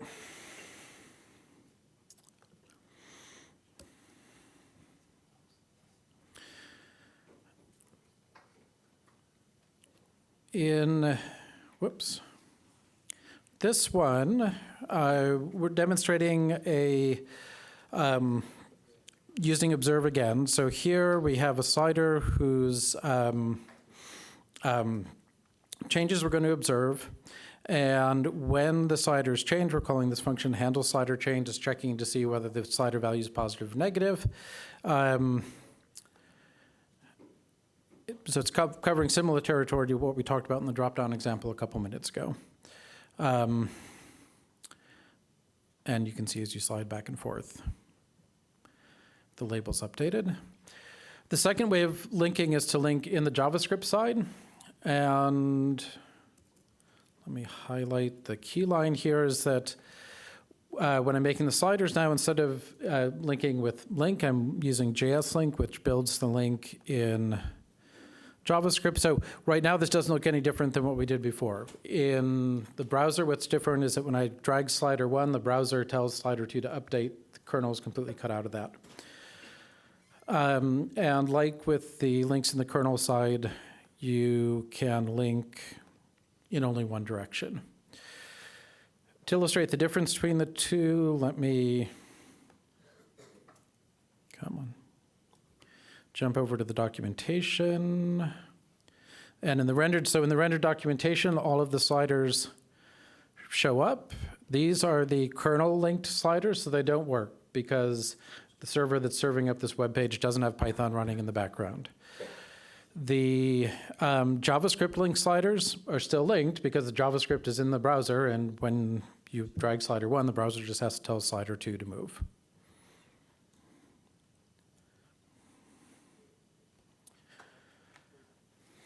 Yep, okay, questions?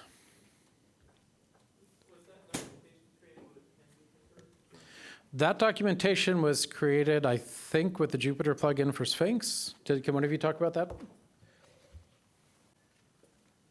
And then when Sylvain's done, we'll take a 10-minute break. This will be the last chance to grab snacks this afternoon if you want them. So we can convert notebooks that have saved widget state with nbconvert, and these will be the widgets. The static widgets will be rendered on nbviewer, as you would expect.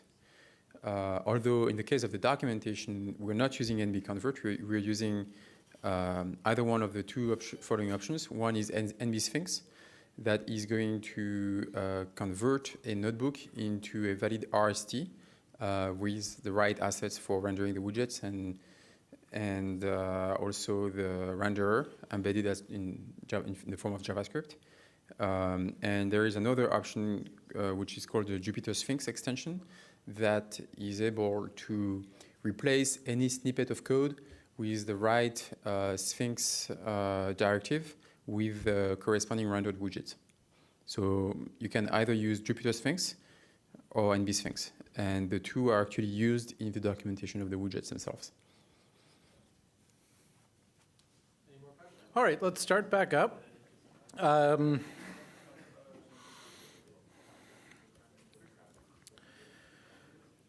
Any questions before we start back up about the basics of widget events and observing and linking that we just talked through? Okay. Then let's go to the first of several examples. We're going to work up a short version of this bad password generator that just has a length slider and shows a generated password. I'm just going to load the solutions, actually. So like you saw in the, when we're working with this in the layout, I got a couple of text HTML widgets I'm using to display the text, and am setting the margins so that the generated password's indented a little bit. If I execute this,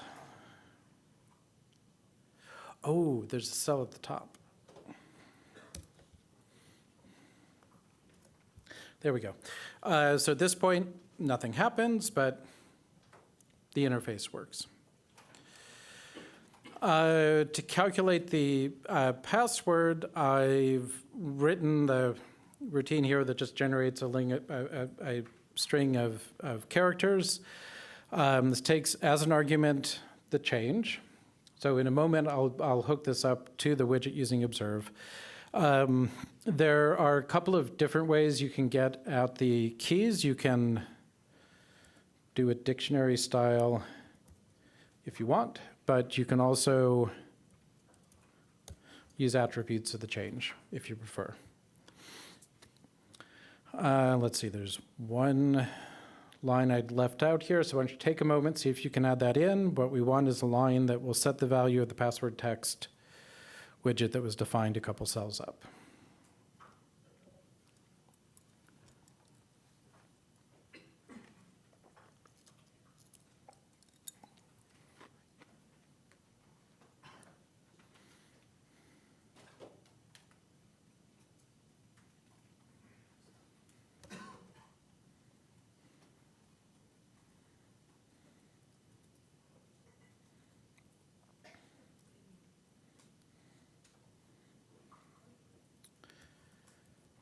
And so if I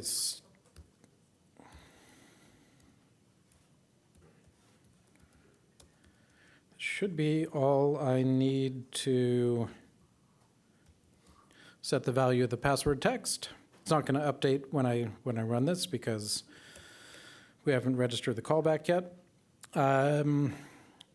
Take a moment. This should be a one-liner here. What we want to do is use observe. Or use the observe method of password length so that the password gets updated when the slider's dragged.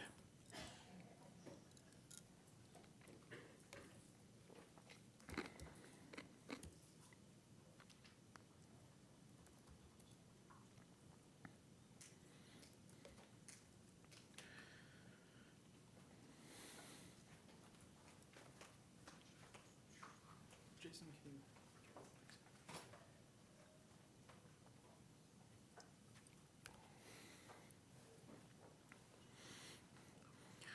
So we are in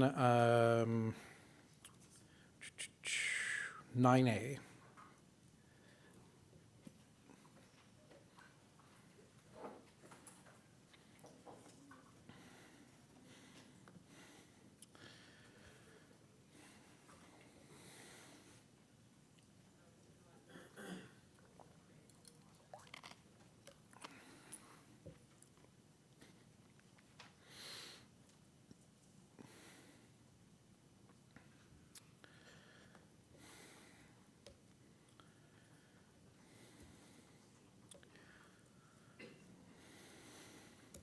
So like I said, it's a single line to make this happen.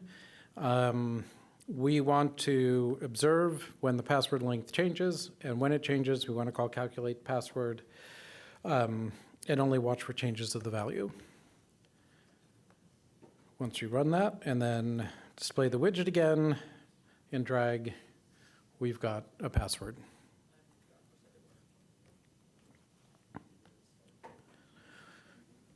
Questions? Yep.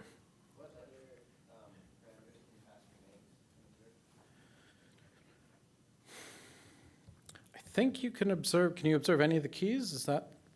So you can pass a list, and that's why it's names and not names. You can pass a list of the Right, the question is, what are the things that can be observed? Is it any of the traits? Right. Okay.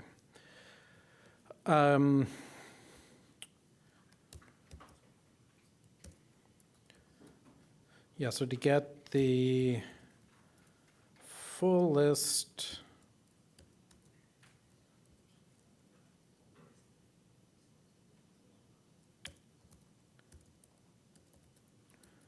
okay, what did I set password length to?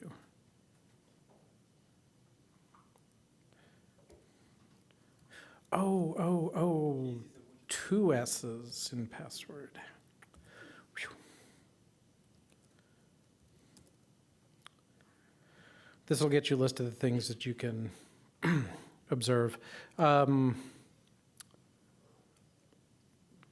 also, in the tables I'll upload later with the list of style properties, there's also a list of what things you can observe for which widgets, broken out by widget category. Other questions? Okay, so in the next notebook, we're going to do the same thing, but I'm going to separate the code a little bit. I apologize to anybody in the room who's a computer scientist. I am probably not using the words model view and controller as I strictly should be. But the idea is that as much as possible, you want to separate the pieces of your code that are doing the work from the widget pieces of the code. In terms of what we've just done, what I would call the view doesn't change. Okay, this widget code I've copied from the previous notebook. Now, instead of having a calculated password function where I have, I take in the change event and set a widget value, I've got a function which, given a length, gives you a password. So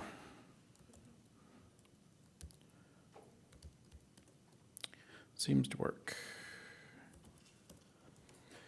And then I've got a separate function that connects the two. So here's the callback like we had before, or similar to what we had before. Update password takes in the event and calculates a new password and sets the value of the password text to the new password.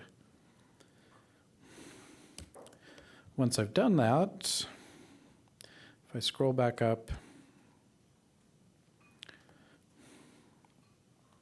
things are connected again. Couple of advantages of doing this. I wrote a package called Reducer for calibrating astronomical data that I've got some screenshots of later. When I first wrote Reducer, I understood even less about MVC than I do now. And so in my widget code, I've got a method called action that does the actual calibration steps. There's no easy way for me to test that without running the widgets. One of the advantages of separating things out this way is that I can test my password generator as much as I want. I don't need any widgets. And if that's working, I can be fairly confident that it's going to work when I plug it into the widgets. Neither of these ways that we've looked at so far of setting up the events in the password generator are actually what I would do if I was writing widgets I wanted to distribute to somebody else. So let's move on to the next notebook, and I'll show you how I would actually set it up. But getting started with observe is a fairly straightforward way to get a handle on things. So we're on our third pass with the password generator. And now this will be our first example of making our own widget class. We're going to go through it a few times. The first couple of times, I'll have a version appended onto the object until we're done putting all the pieces in place. So to make my own widget, I'm subclassing from box because I'm going to want to put the slider and the password value and stuff inside the box. Not saying I've ever done this, but don't forget to initialize the superclass. Yeah. So let's execute that. But the rest of the code is very similar, right? I'm generating the HTML pieces. I'm just sticking them inside of a box that's inside of a class. And I get the same password generator we've been seeing. You know, for this password generator widget, it really seems like the password generator should have a value, right? I should be able to get the password out of the widget. I can't. So in the next iteration here, I've added a property to return the value. I've set it up as a property so that the user can't set the password in the password generator.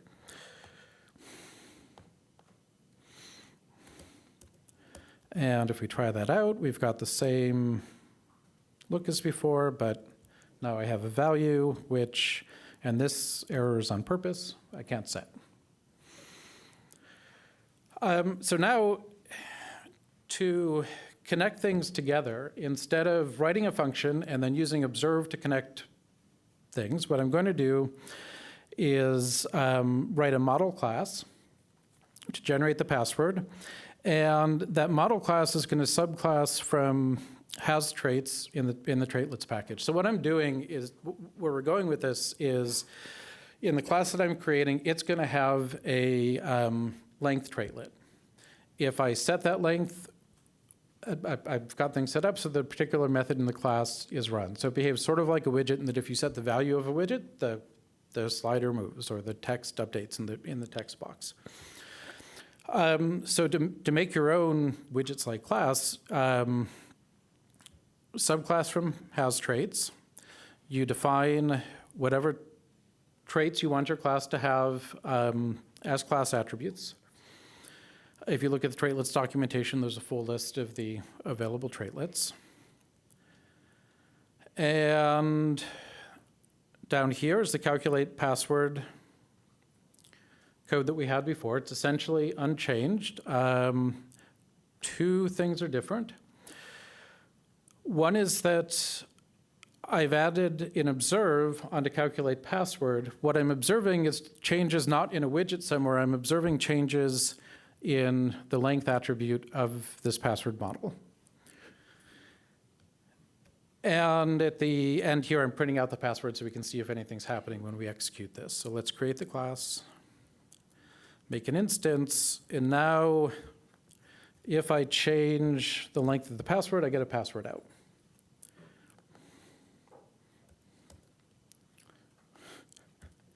Like I said, it's a bad password generator, so if you want a one-letter password, go for it.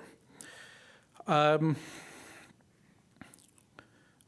the idea is that what I'm going to do is link the length trait of my model class to the value attribute of the length slider in the widget. So questions about what's happened so far before we connect things up. Okay. So just a quick change in the next version here. Instead of, well, two changes. Instead of printing out the password, I've added another trait to the model to keep track of the password. And my calculate password method, instead of printing a value to the screen, sets the value of that trait. So if you make an instance of that and try it out,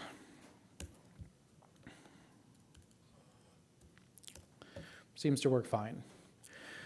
There is one issue with it. Apparently I can have a negative length, which bothers me. So what we're about to do is a little tangential to the rest of the tutorial, but is useful to know in writing your own widgets. Traitlets includes a mechanism for validating widgets, or validating properties rather, traits. So in this next iteration, what I've added is a validator. So you decorate the function, you write a function to validate the property. So here I'm going to validate the length. In earlier versions of traitlets, I think you had to use this name for the function. That's no longer true. So you could call this anything you wanted to.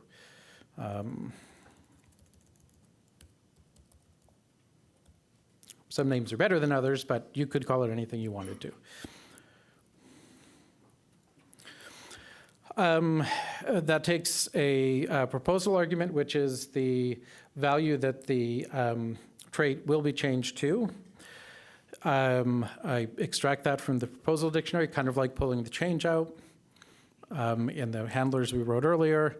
I check to see whether the length meets whatever criteria I have. My standards are low, apparently. As long as it's bigger than 0, I'm okay. If the length is incorrect, you raise a trait error. Otherwise, you just, come on, scroll, go away. Return the new value.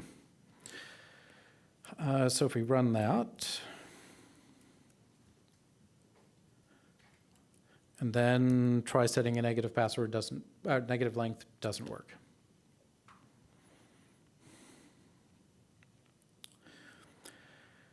Yeah, and so here's where I really start mangling the language. I apologize. To connect all of this together, I'm going to go back up to the widget that I defined before. So this is mostly same code that we had above, copied down here again. I've added 3 things to it. One is that I create an instance of the model and store it in the view. I link the password in the model to the password text in the widget. And I'm going to link the length in the model to the password length widget in the view.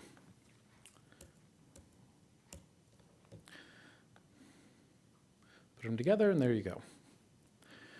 So what's nice about this is that you could put these 2 classes into a package, tell somebody, from my bad password generator, import passgen GUI, and they've got your widget.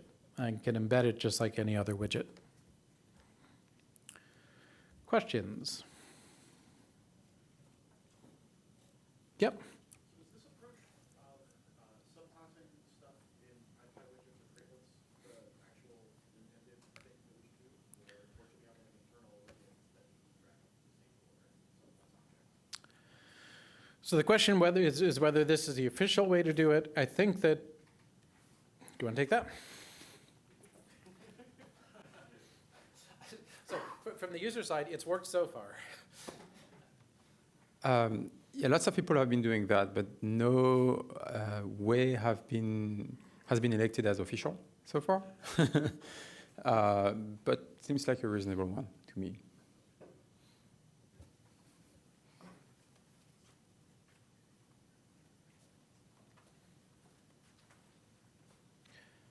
Like I said before, the only thing I'd caution against is try not to mix too much of the widget stuff in with your code that's doing the actual work.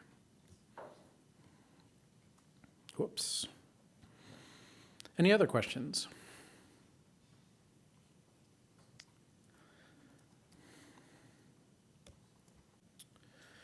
Okay. I got one. Okay, So yep. you had us do an update just very recently. How fast, how far ahead do I have to go to get these features? I mean, how much of this is really, really, really new? And I have to go with today's, version.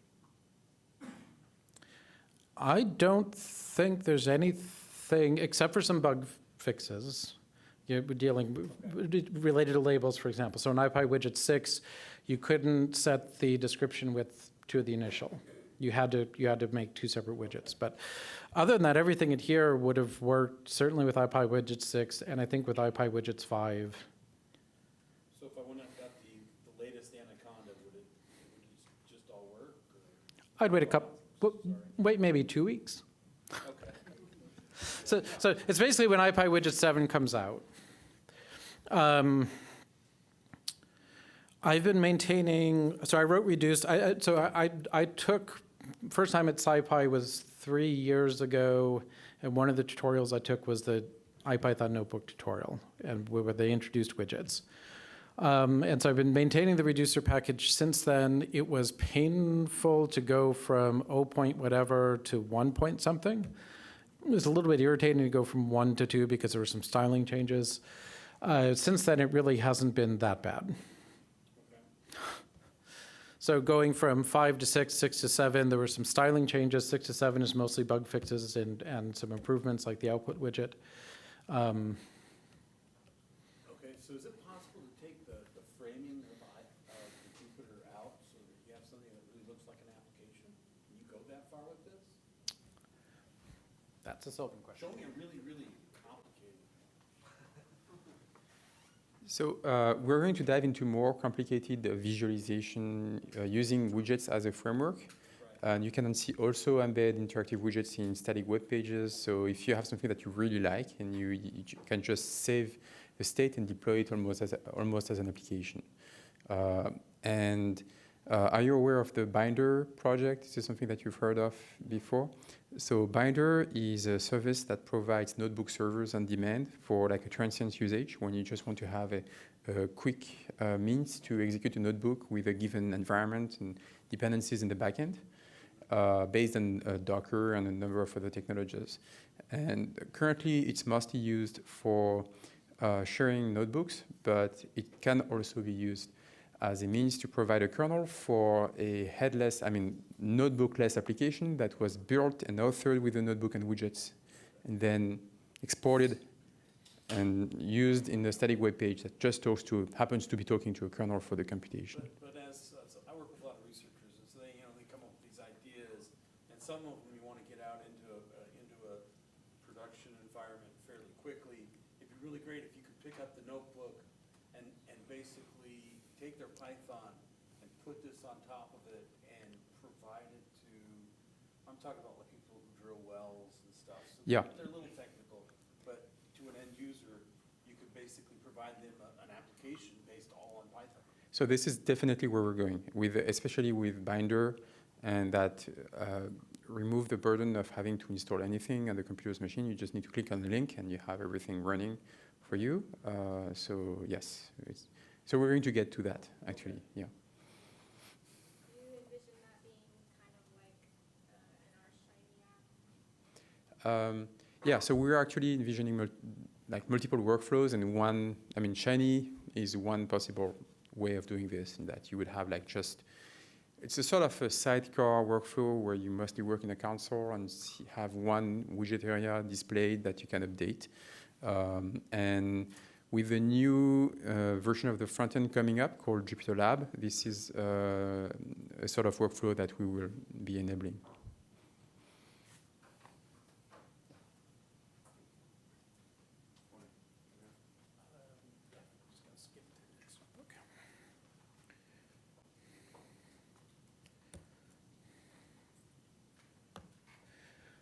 So in the interest of time, there's some really neat things we want to show you, with more sophisticated widgets. I'm just going to load the solutions here. That all I'm doing is I'm taking the model class we had before, adding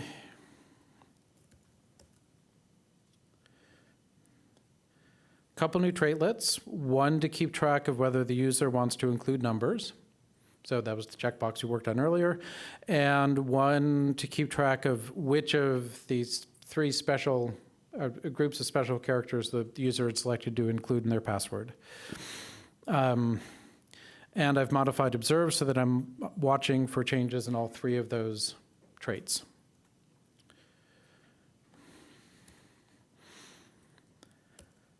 In the view, let me load the solution to save you some cut and paste. We've got the password length widget like we had before. The checkboxes and the toggles that we'd styled up earlier are all present. Oh, that makes me sad. Oh, cells don't work if you don't execute them. So it's that whole thing, you load and then you have to run it again.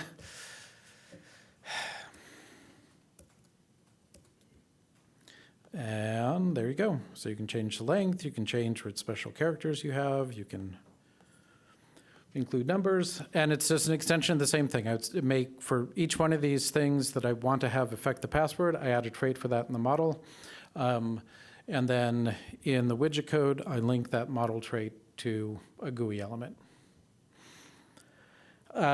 We won't talk through this now, but I have links to a folder in the Git repository that you clone that have the model and the widget code in two separate .py files, and show an example of importing that and running it in a notebook to give you an idea of how you might structure things if you want to distribute your own widget package.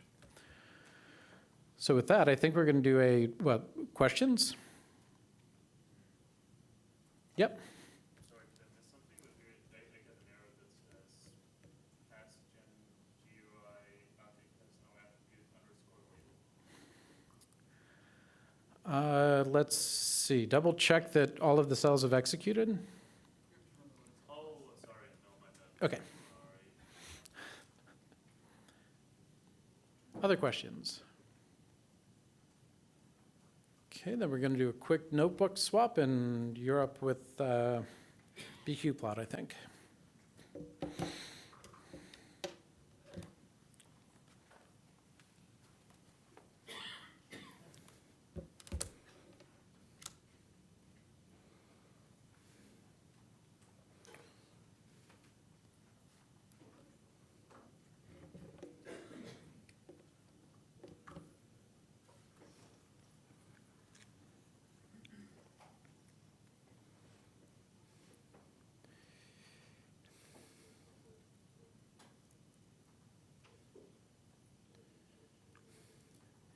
So before I get into bqplot, so what we've seen so far was mostly core Jupyter widgets. So we were manipulating and using the widgets events and layout properties to compose GUIs in the notebook using the widgets made available in the core package, so ipyWidgets.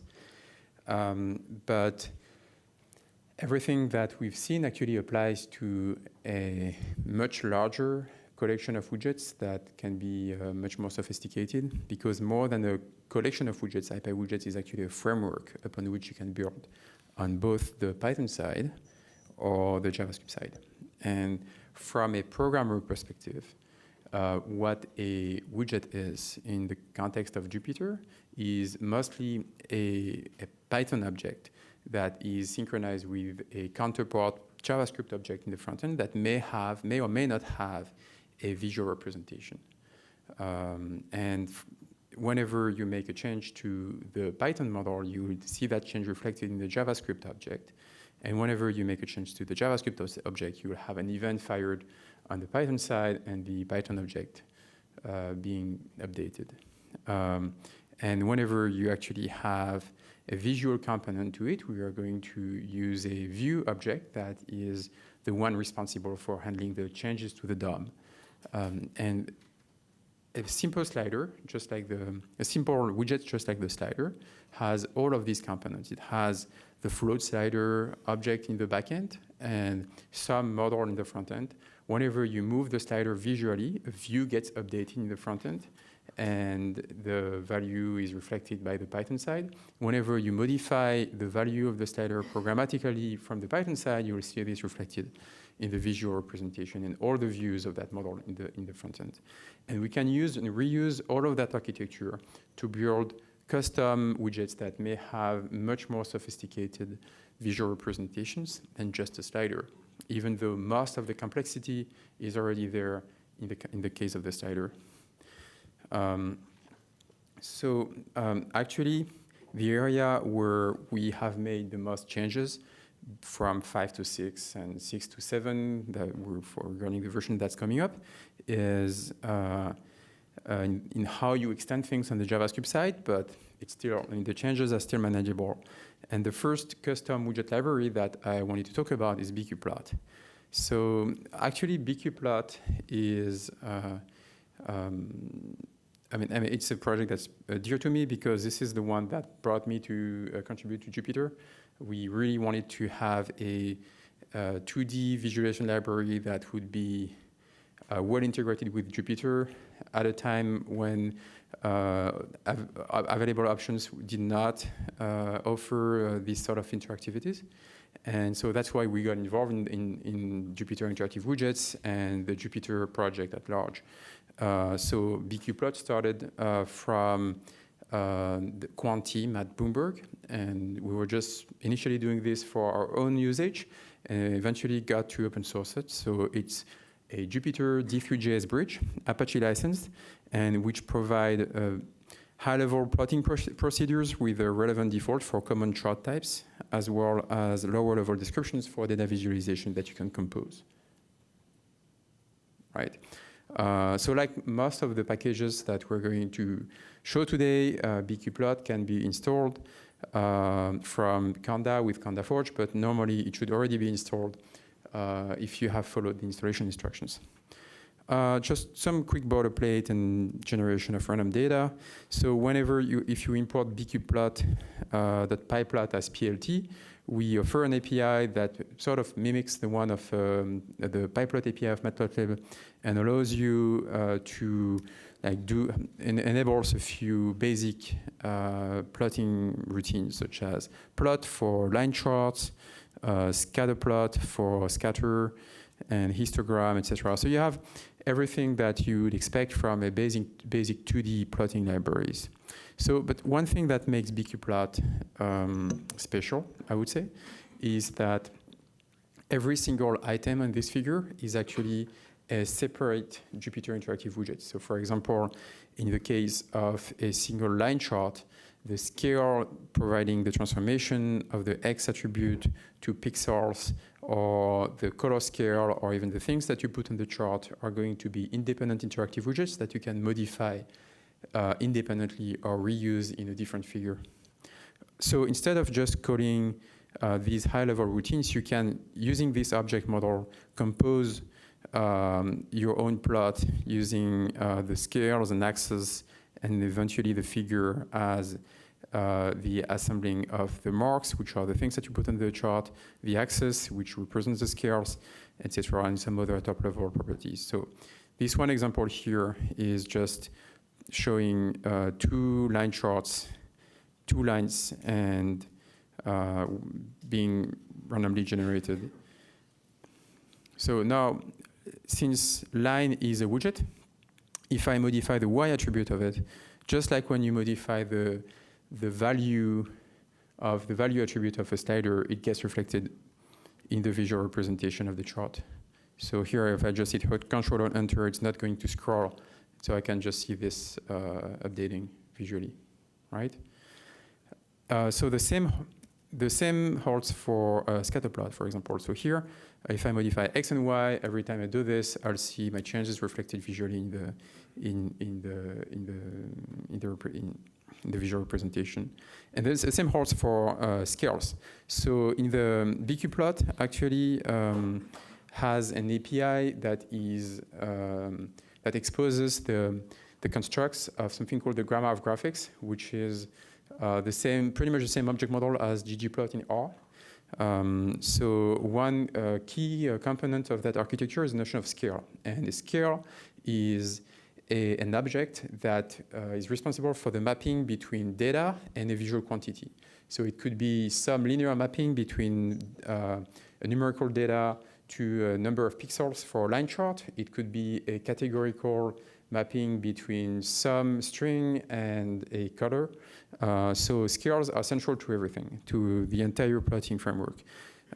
If I set the X scale minimum for the domain to 4, I will see the figures using that scale update visually. And if I set it back to none, the minimum is again going to be computed from the data. You can also dynamically update properties such as the labels. Here I just edited the label of the x-axis. So if I change this to some other label, this is going to be reflected visually. Just as like the slider, you can actually use bqplot figures as an input widget that makes use of the mouse events. So for example, here I just display another line chart, right? And I enabled a top-level interaction called intCell, which is an instance of interval selector. So an interval selector is a widget that, when displayed, shows a rectangle on the top of the figure. And this is a special one that enables a quick exploration of the data set without having to brush the minimum and the maximum of the interval. So when you move the mouse up, it's going to widen the interval. When you move it down, it's going to shrink it. And the horizontal position of the mouse is going to correspond to the center of the interval. And here you see some label widget on the top displaying the interval that is being selected. So you can update some of the charts based on this information and build like really nice and complicated widget-based application using interval selectors and other things such as sliders, etc. So all of these attributes also are traitlets. You can use JavaScript links, or observe to react to these changes. So here, for example, I'm just printing all the selected points of the line. Or you can change dynamically the interaction that is being used in the figure. And now this figure becomes a means to draw function on the plot. So, for example, if you have some complicated model that you want to test on a number of functions, instead of composing your own thing with exponential signs and some linear functions, you may just draw it and see what's the outcome of your model is and react on changes. And that's a really easy way to fasten this read-eval print loop in that, again, in most cases, you were the bottleneck when you were trying to see what would be the outcome of your model when you just type sine or cos or exponential or whatever. Or you can just move points around in a scatter plot, for example. So in this example, I have a scatter plot. The orange dotted line is the mean. And if I just take a point and move it around, I see the mean being computed in the backend changing as I move my points. And so, but it could be pretty much anything else. It could be some PCA or some machine learning algorithm updating, and that you could see this very easily, the sensitivity of your model to the change of one value, right? So we're going to get back into that later. Any question on bqplot before I move on to other libraries that are built upon ipyWidgets? Contour plots? Yes, we do. I'm not going to show this here because, I can show it later. Yes? Pardon? Point people towards the examples in the bqplot repository to look for what it can do? So there is the bqplot repository is available on github.com/bloomberg/bqplot, and there is an examples directory which has a number of sophisticated examples and usage of bqplot. I'm not sure that the contour will be there though. So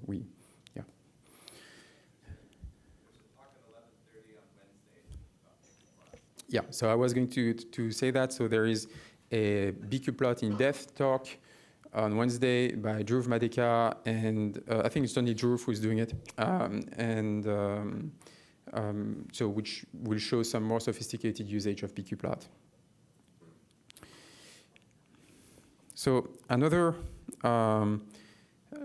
library that I wanted to show up briefly is pythreejs. So just like bqplot was a Python D3.js set of bindings, pythreejs is a Python 3.js bridge. And 3.js is a JavaScript library meant for WebGL 3D visualization in the web browser. So it's not a plotting library. It's more of a scene description library. We don't have a high-level surface plot thing available in the pythreejs. Instead, what you must do with pythreejs is compose the scene entirely using by specifying the position of the camera, where are the lights and everything. So it's pretty low level, but still fairly usable. So quick example here where we display a surface plot. We do handle some mouse interactions. For example, this one has a picker, so double-clicking on the surface will actually put a picker on the chart, and then you can simply access this value from the Python side. Or you can change the height of the plot dynamically and change the material or the texture as well. So yeah, but as you see in this example, every single low-level component of the scene is being described. Like we have the surface, the grid for the surface, the camera and position of the lighting. Everything is actually has to be configured, and there is no default that is going to be set for you if you don't.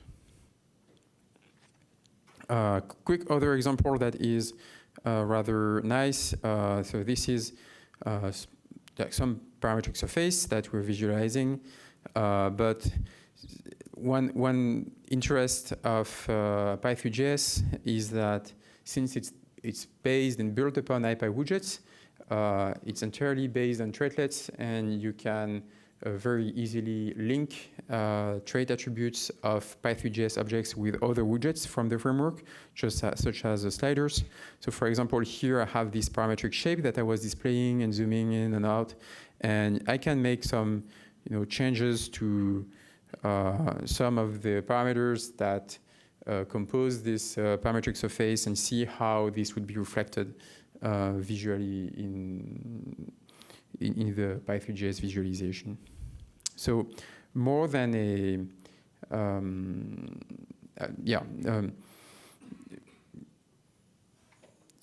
more than just a set of widgets, ipyWidgets is a framework upon which we've built. And even though we're going to present like a few of these libraries today, so bqplot, pythreejs, ipyleaflet, and ipyvolume, there are many others available out there. Some people have built commercial products based on ipyWidgets. There is a molecular design toolkit by Autodesk.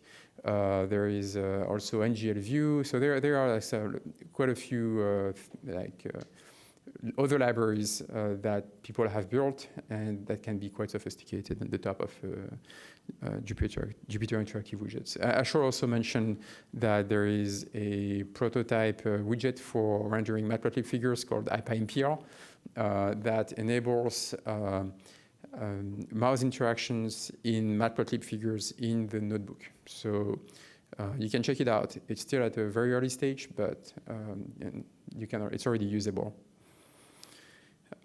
And before I leave it to Jason, I just wanted to do a little bit more of terrain elevation, terrain analysis. Here, what I did in this slightly more sophisticated example is that I downloaded the terrain elevation data for the Grand Canyon. So you won't be able to execute that notebook in the setup that we have done for you because there are lots of dependencies that are quite heavy.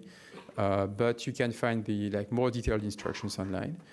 Basically, you will need GDAL and some data that we couldn't include in the repo because it was pretty heavy. So in this example, I'm downloading some terrain elevation data for the Grand Canyon and doing a pythreejs scene with this data in the surface plot to render the Grand Canyon inline. So the main issue in here is that we don't really recognize the Grand Canyon here. The main problem is the position of the camera, which I put completely arbitrarily in some place right above the square for which I downloaded the terrain elevation data.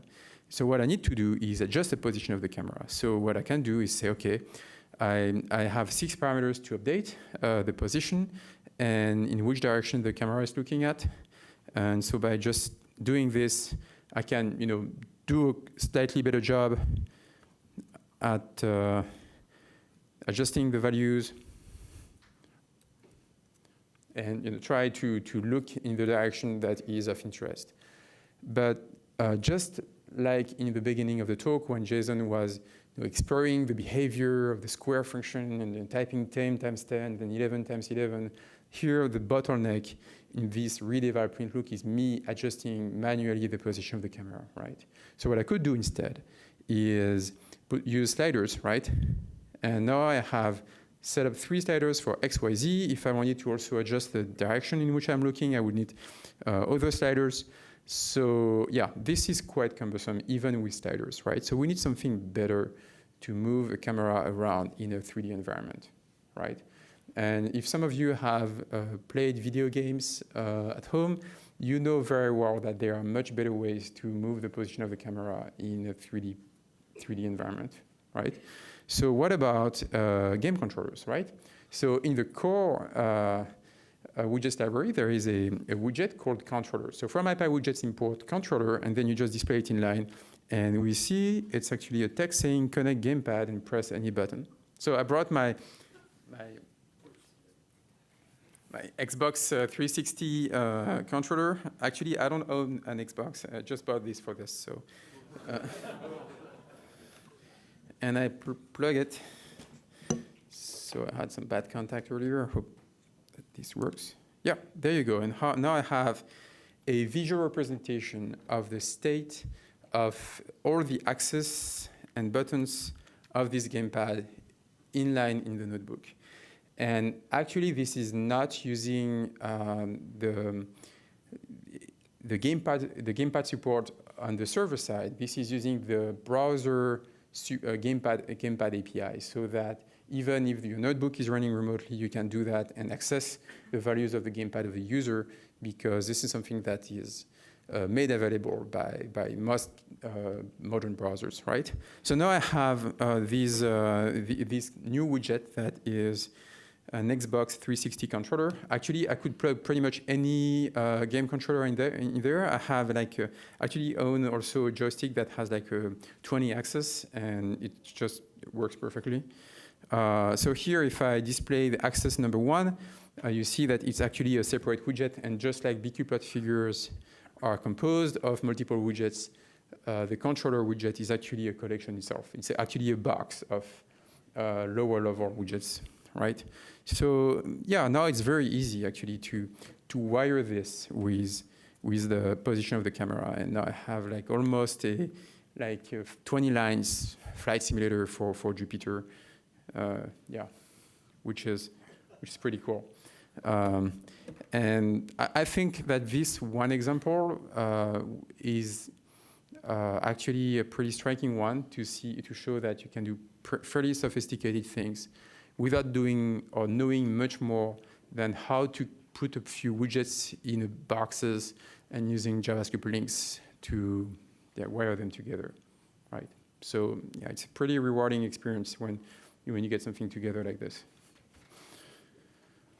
Questions? Yeah. Not a question, but that's kind of cool. Thanks. No, I've never managed to actually land that plane, but yeah. It's not moving actually, so. Right. So if you have a cool physical model, we could work together and we try to make an actual flight simulator.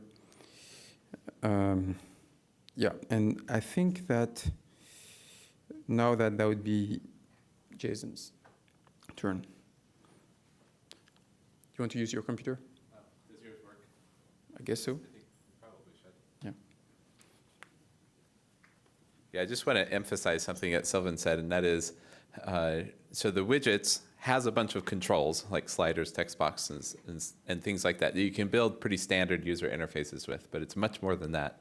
It's a system for enabling interaction with the front end to communicate automatically with Python objects on the back end.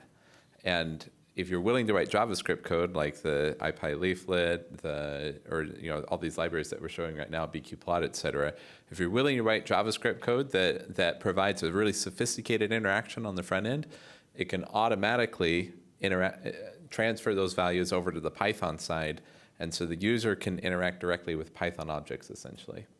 And so what you have is people interacting with a chart on the front end side, but on the back end, it's running all sorts of Python functions, and you're seeing exactly what they're doing. You see exactly all the things that they're selecting, and you can run functions, et cetera, that then update other charts. So it becomes a pretty sophisticated framework on which you can build. Or like this with the pythreejs stuff, if the user is picking a point in 3D, automatically your Python code sees what point they picked, and then can take action based on that. Or again, think of the widgets as interaction. Here, the interaction on the front end, this game controller is talking to the browser. So it's an interaction on the front end side. And you can plug that into the system anywhere you want, and you hook it up to parameters and let, this is maybe one of the easiest ways to explore 20-dimensional parameter space, right? Certainly a fun way to explore a 20-dimensional parameter space.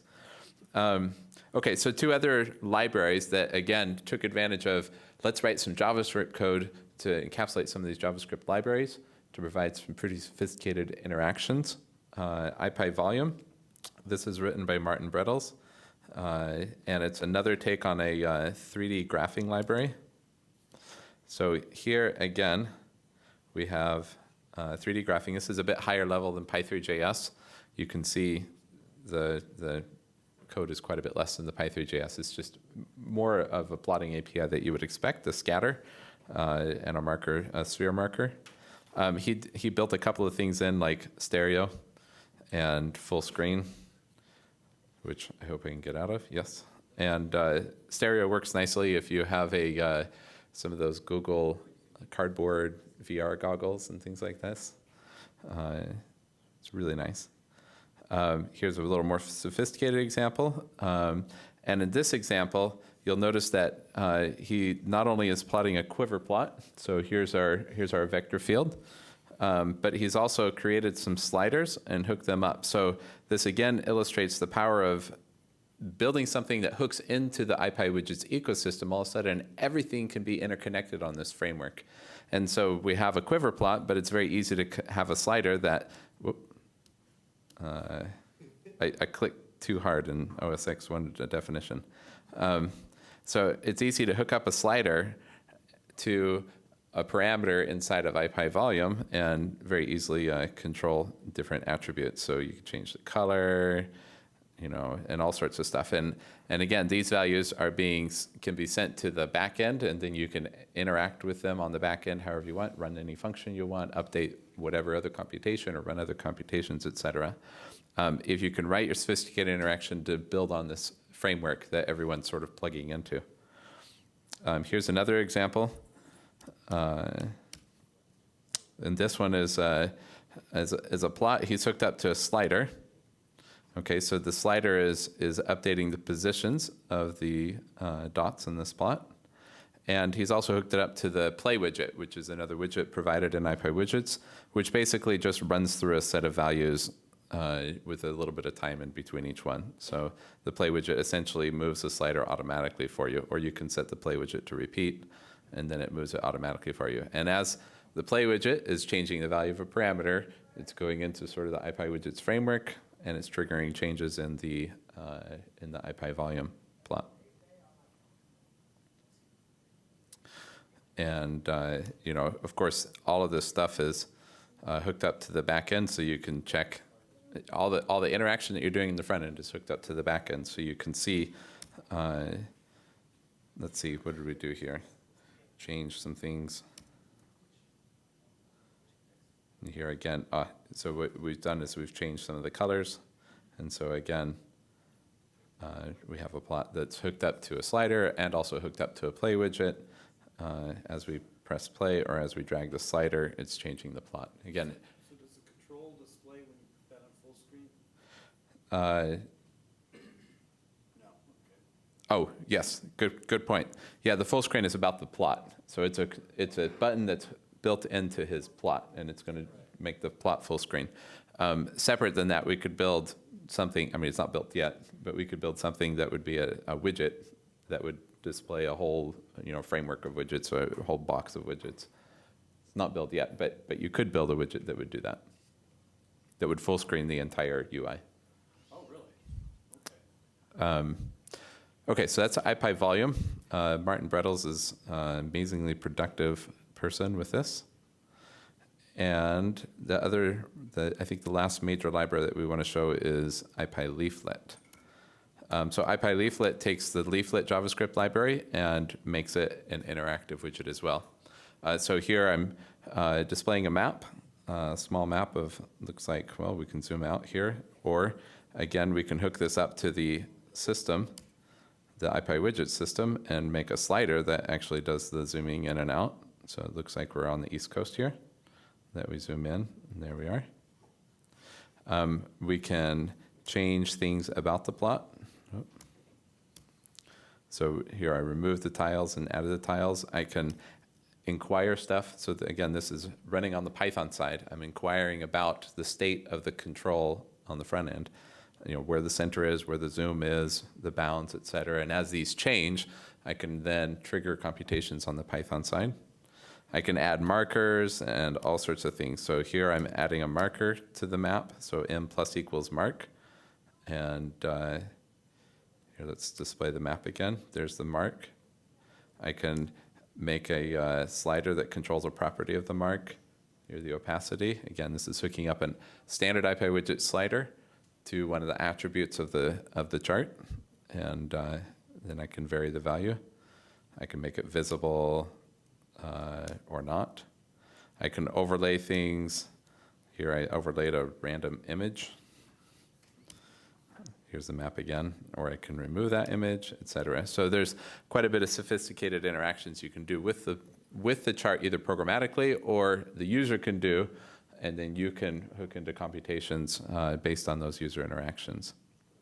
So again, the big idea here is ipywidgets is a framework, and if you're willing to build the sophisticated UIs on the front end, you can hook into this framework, and everybody else can hook into this framework. You can hook things together, compose widgets, and do interactive stuff on the back end based on what the user's doing on the front end. Questions? Questions about ipyvolume or ipyleaflet? Okay.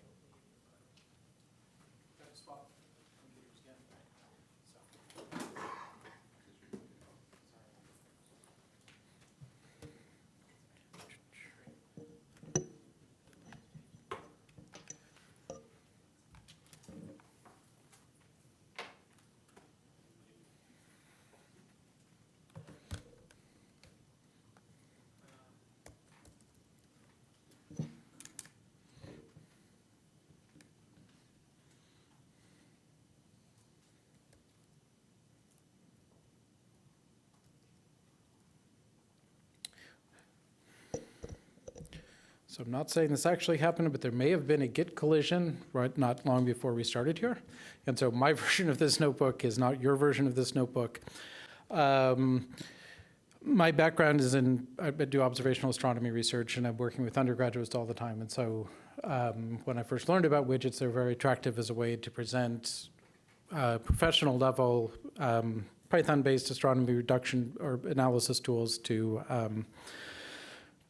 undergraduates. And one of the things I wanted for a while was a nice interactive image viewer where you could pan around the image and zoom in, zoom out, and it would all be nice and smooth, and I could get information back and forth from the image. And I took what's often a productive approach, which is I waited a little while, and Eric Jeschke, who's not here this year, wrote Ginga. And into it, he has written some JavaScript and some HTML on the front end that you can embed into a notebook. And so I'm going to give you a quick preview of the viewer. I'm going to jump over to the Python code that I imported to show you what the widget pieces were. It was very little widget code, actually. And let's get a image into here. So for any astronomers in the room, as I mouse over the image, it's showing right ascension and declination. It's also showing the pixel position in the image. I can zoom in, I can zoom out. There's actually a very extensive array of interactions that are already built in, not because I did anything, but Eric does things. And I was able to take advantage of what Eric does. So this looks like maybe, we're not going to go through all this. It looks like maybe a lot of code. It's 100 lines or so. Okay, most of that is the cost of learning Eric's Ginga package well enough to understand how to use it. The actual widget piece of this was pretty simple. I'm subclassing from box. And my box has one thing in it right now. It's got an output widget. And where's the last piece of it? Here's the last piece of it. In the output widget, I display an iframe.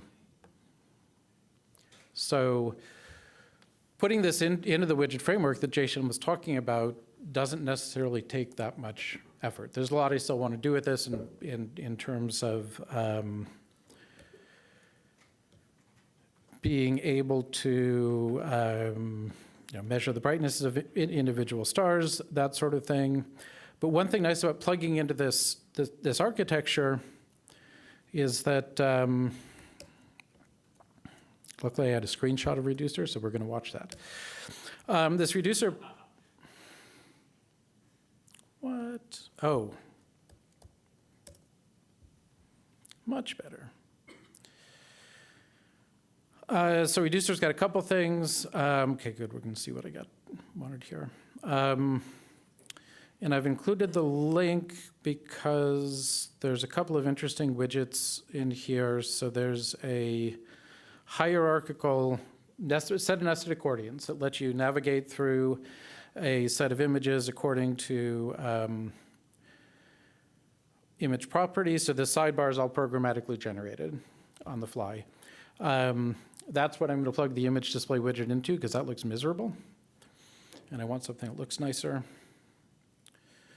Managing visibility of widgets, we didn't have time to talk about in this workshop, but in Reducer, I've got some examples of where you click a checkbox and it shows or hides content within the checkbox. And most of the more detailed sets of checkboxes that you just saw are all the same individual widget within Reducer. I think I called it toggle container or something, just used over and over again.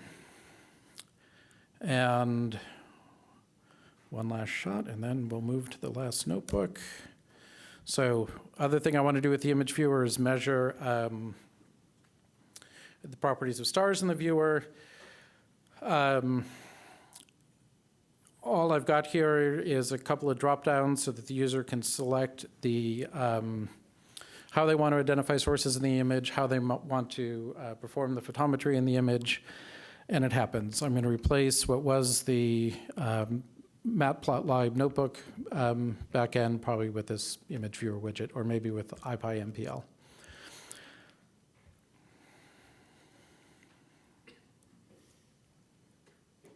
Back to the index. Do we want to talk at all about embedding, or should we skip? Okay, sure. Do you want to talk about it a bit?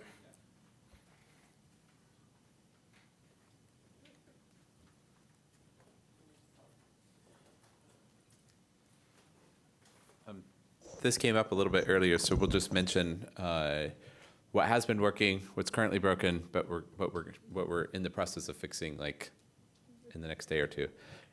So Sylvain did some tremendous work in getting widgets to work outside of the notebook. We had this question before of what if you want a dashboard-like application or something. So it works. You see in the docs, for example, they're standard HTML pages. They are rendering widgets. Of course, rendering widgets without the Python backend usually isn't very satisfactory because it's just a nice slider that doesn't do anything. So we also have work that's been done and some examples of putting some widgets on a standard HTML page and then hooking that up, writing some JavaScript code to tell the widgets and tell the code where a Python server is living, that it can go get a kernel from and interact with a Python kernel. That was working. We broke it right now in ipyWidget 7, and there's somebody working like right now this morning on fixing it. So that's one of our major tasks in the next day or two to fix those examples. But essentially what that does is it says you write just a little bit of JavaScript code to hook your widgets up to a kernel, and you can have a full dashboard application running in a standard HTML page. It's actually talking back to a kernel and coming back and interacting with the widget. So within the week, it might go a little bit slow this week because we're at this conference, but that's one of the major things that we're fixing before a beta for ipyWidget 7. And looking even more forward to that, like we're really interested in working on the dashboarding story. This is part of a larger conversation that we're having in Jupyter Lab about being able to create dashboards of widgets. It'll likely involve something from ipyWidgets. It'll likely involve something from Jupyter Lab. But stay tuned over the next year. We're going to be working on how to do these sorts of things, how to do stuff like the Shiny enables. Yeah. Yes. Yes. Part of ipyWidgets will be the capability to run widgets in a standard HTML page and hook them up to a kernel. Yep. It's already there in ipyWidget 6. We've done quite a bit of refactoring and quite a bit of work, so it works a lot better in ipyWidget 7 once we fix the examples and everything. But yeah, it's already there in 6. You can do it mostly. There's one or two widgets that haven't been written in 6 that we've written in 7. But yeah, the basic capability is there in 6. ipyWidget 6. Other questions about embeddability? Maybe I'll just mention one other thing, and that is if you just want widgets to render, let's see, let's go to an example like Widget Basics. There's some widgets on this page. If I just want the code that essentially creates these widgets, you can go up to Widgets and embed widgets. And what it does is it gives you a bunch of HTML code to paste into a web page. The top line loads the actual widget code, so all of the sliders and checkboxes, all the JavaScript code. And the rest of this is the state of all the widgets. So you can see here's a slider, and its value is 44, et cetera. So this is the actual state that we have been syncing back and forth between the front end and the back end. So you copy this into your page. And then down here at the very bottom is the various widgets that were displayed in your notebook. So basically, you copy all this into an HTML page, and you should see the sliders that you saw in your notebook. Now, they won't do very much because they're not hooked up to a Python kernel, but they'll be displayed. And so if you have a bqplot or something like that, which is a pretty sophisticated widget, or a pythreejs, what ends up looking like is a page that Sylvain wrote. If you go to jupyter.org and then in the upper right-hand corner, click on widgets, what you end up having with this more sophisticated widget is something that looks like this. So this is a complete widget that's embedded inside of an HTML page. And here's a pythreejs example. So it's just a bunch of text. And then, let me make this a little bit smaller. Yeah. And there's, again, a pythreejs widget that came out of the notebook, and then we could just put inside of an HTML page. Or here's an ipyvolume example, or there's a bqplot example, et cetera. And again, these are live widgets. You can see that they're live widgets. They're not hooked up to a kernel. They're just rendered on the page. But it's very easy to copy that code, put it in an HTML page, and render these widgets on a page. Question? How much JavaScript do I need to know or play around with to get this working? To do this part, none. You just click that embed, copy that code into an index.html, and it renders like this. In order to hook it up to a kernel, there's examples that you can modify that we're fixing right now for ipywidget 7 that will just basically say, where do you point to get a kernel? And so you hook that up, and then you can write whatever Python code you want to send to the kernel to execute, depending on the sliders changing and stuff. So not very much. And what JavaScript code you would need to know is basically a modification of the examples that we're providing. Are you aware of anybody using ipyWidgets as a way to generate native widgets, like Qt widgets or something like that? Are we aware of anybody using ipyWidgets to generate Qt widgets, was the question. Okay, yeah, so there's two parts to widgets. There's the back-end part, which is the Python objects that you've been interacting with, and then there's the JavaScript part, and these two parts are communicating back and forth to each other. So I think your question could be summarized as, is there anybody that instead of using JavaScript uses Qt or some other front end? I don't know of anybody that's using Qt or any other front end other than the JavaScript front end. We've tried to decouple it somewhat, but it's been hard because there's a lot of assumptions, like the CSS styling and stuff like this, in order to really take advantage of the JavaScript front end. So no, I don't know of anybody using it. It looks like Sylvain wants to say something. I've seen a QML notebook, Oh. and that was actually, Oh. we had sliders as a prototype. Sylvain has seen a QML notebook as a prototype. I'm going to ask you about that later. I didn't know about this. Other questions? Okay. I have no idea what tab we're in. Let's see. That had an I. That has an I. Yes. Okay. Do you want to do the example? Actually, we have 15 minutes left. Do you want to just have Q&A? I would say Q&A, and there's some exercises to work Yeah. on if you want to work on those. Maybe mention Bob. Oh, yeah. Okay, so late breaking news. Jupyter Widget Birds of Feather, Friday, 1 to 2 p.m. in 203. Is that this room? Yeah, in this room. The exercises here are actually really nice because they talk about how to hook up more sophisticated widgets and encourage you to go through them. But why don't we just have finish up with question and answer about anything with widgets, roadmap, plans, history, whatever you've seen today. And I'll ask you guys to come up too. Yeah. So the cookie cutter template will also be updated? Yes. As ipyWidgets is released? Yes, good question. There is a cookie cutter template to ease people into developing the JavaScript and the Python side. And right now it's out of date with ipyWidget 7, but we'll be updating it.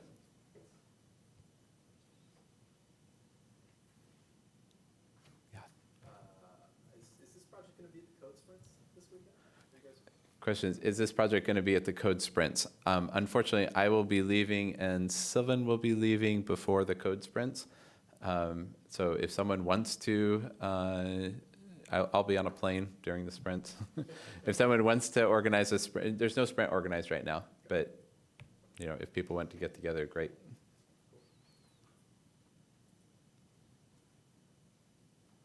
Yes. So you mentioned that these widgets can be rendered in HTML with no connection to a kernel. Does this mean that I cannot let the values in some plot change over time? Is this correct? So the question is, in this example here, where the widget is rendered without a connection to a kernel, can I affect the values of these plots? Like, can these change or anything? Unless there's JavaScript code actually changing this, no, it's static. It's the power in the bqplot with the interactivity comes where you have a Python kernel interacting with the front end. So you need that Python kernel side. So Sylvain, come over here so you can talk into the mic. There are some examples with ipyvolume where he hooks up a selection from a bqplot figure to a selection in ipyvolume, and you would see in a quiver certain points changing colors, and that are the ones that were selected in the 2D selection. Things like this. So as soon as there is no round trip to the backend, you can do things. When there is, you're alone in the dark. Yeah. Other questions? Yeah. Good question on a couple old JavaScript libraries. There have been interest in more canvas-like subsets of D3. Has there been interest in more canvas-like subsets? You mean as a graphing display, etc. Using running that through to Python. using D3 as an interactive front end, widget based to Python. So bqplot uses D3, but of course the API is not directly D3. There's been people that have asked about D3. I don't know of anybody that's working on it. Maybe one of you. I don't know of anybody that's working on a direct D3 widget that would expose a D3 API in Python. Okay. I was also curious if anybody's been looking at MathBox too as an app. MathBox. I love MathBox. I don't know of anybody that's working using MathBox, but this is exactly the sort of thing that we love to hear people say. There's tons of work going on with really sophisticated interactions in JavaScript, and we love it when people are like, well, what about exposing this interactive library to my Python backend? And we should mention that, I mean, while it says ipywidgets and while the reference implementation is Python, there's nothing preventing anybody from writing an R backend or a Julia backend or at language X backend. Sylvain's working on a C++ backend to widgets, et cetera. Like these things can be language agnostic. It's just that people haven't written the backends. I guess Julia has maybe a backend to widgets. But you can use exactly the same front end. So you could control bqplot, you could control ipyvolume, et cetera, from Julia or R, et cetera, if you just write the backends that speak the protocol to the interactive front end part. So yeah, maybe that could be your contribution, a D3. Yeah. Other questions? The ipyleaflet had some examples where there were some methods like add layer and remove layer. So if you have something that's more complex than something that can just be a simple attribute, you can have those and it will still work with the Jupyter ecosystem. Yeah, so the question was, the ipyleaflet widget had an add layer, remove layer method, et cetera, so it was a little more sophisticated than just assigning an attribute. It also did have a plus equal, which did some Python magic in the background. Certainly, the widgets classes can be as complicated as you'd like and have as many methods as you'd like, et cetera. So yes, you can make the widget classes as complicated as you'd like. The add layer method could do some magic and then set an attribute. Essentially, the widgets work by setting an attribute that gets then reflected to the other side. But there is an escape hatch of some sort. You can send custom messages back and forth as well, not just attributes. And so you can make your classes as complicated as you'd like, provide any helper functions you'd like when you're writing widgets, and you have communication both from attribute changing as well as any custom messages, which can be as complicated as you want.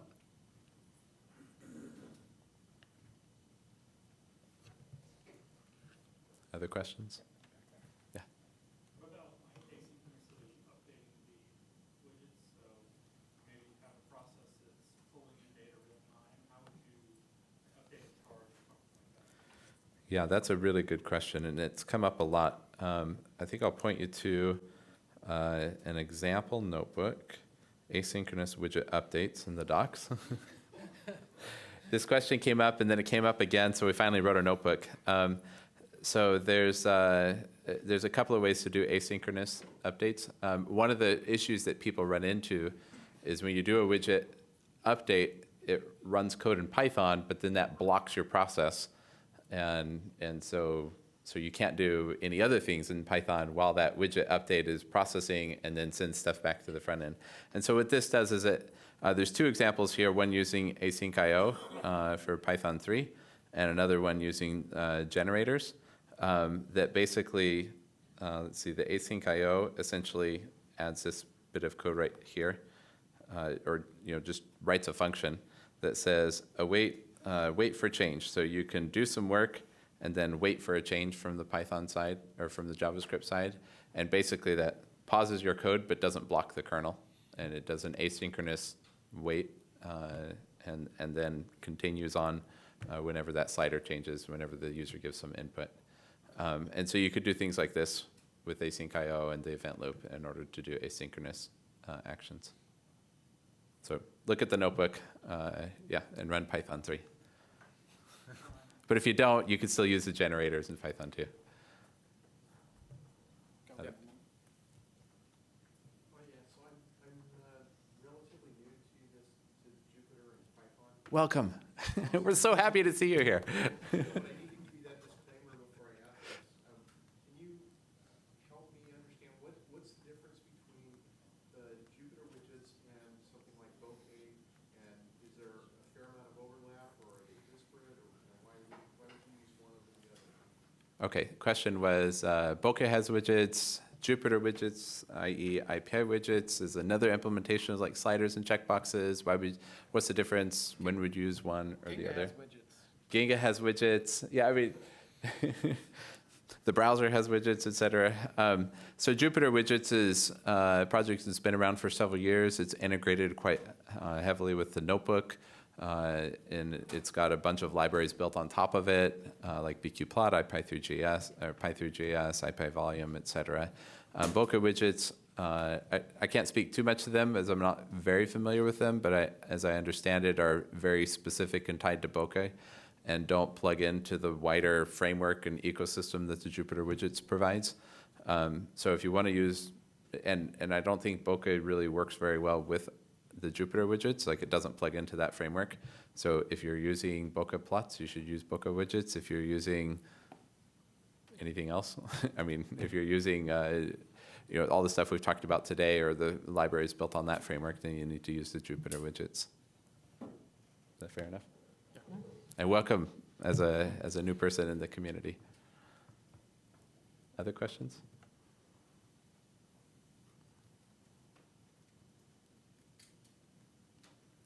Well, as all good classes, we should end 3 minutes early. So let's thank Matthew and Sylvain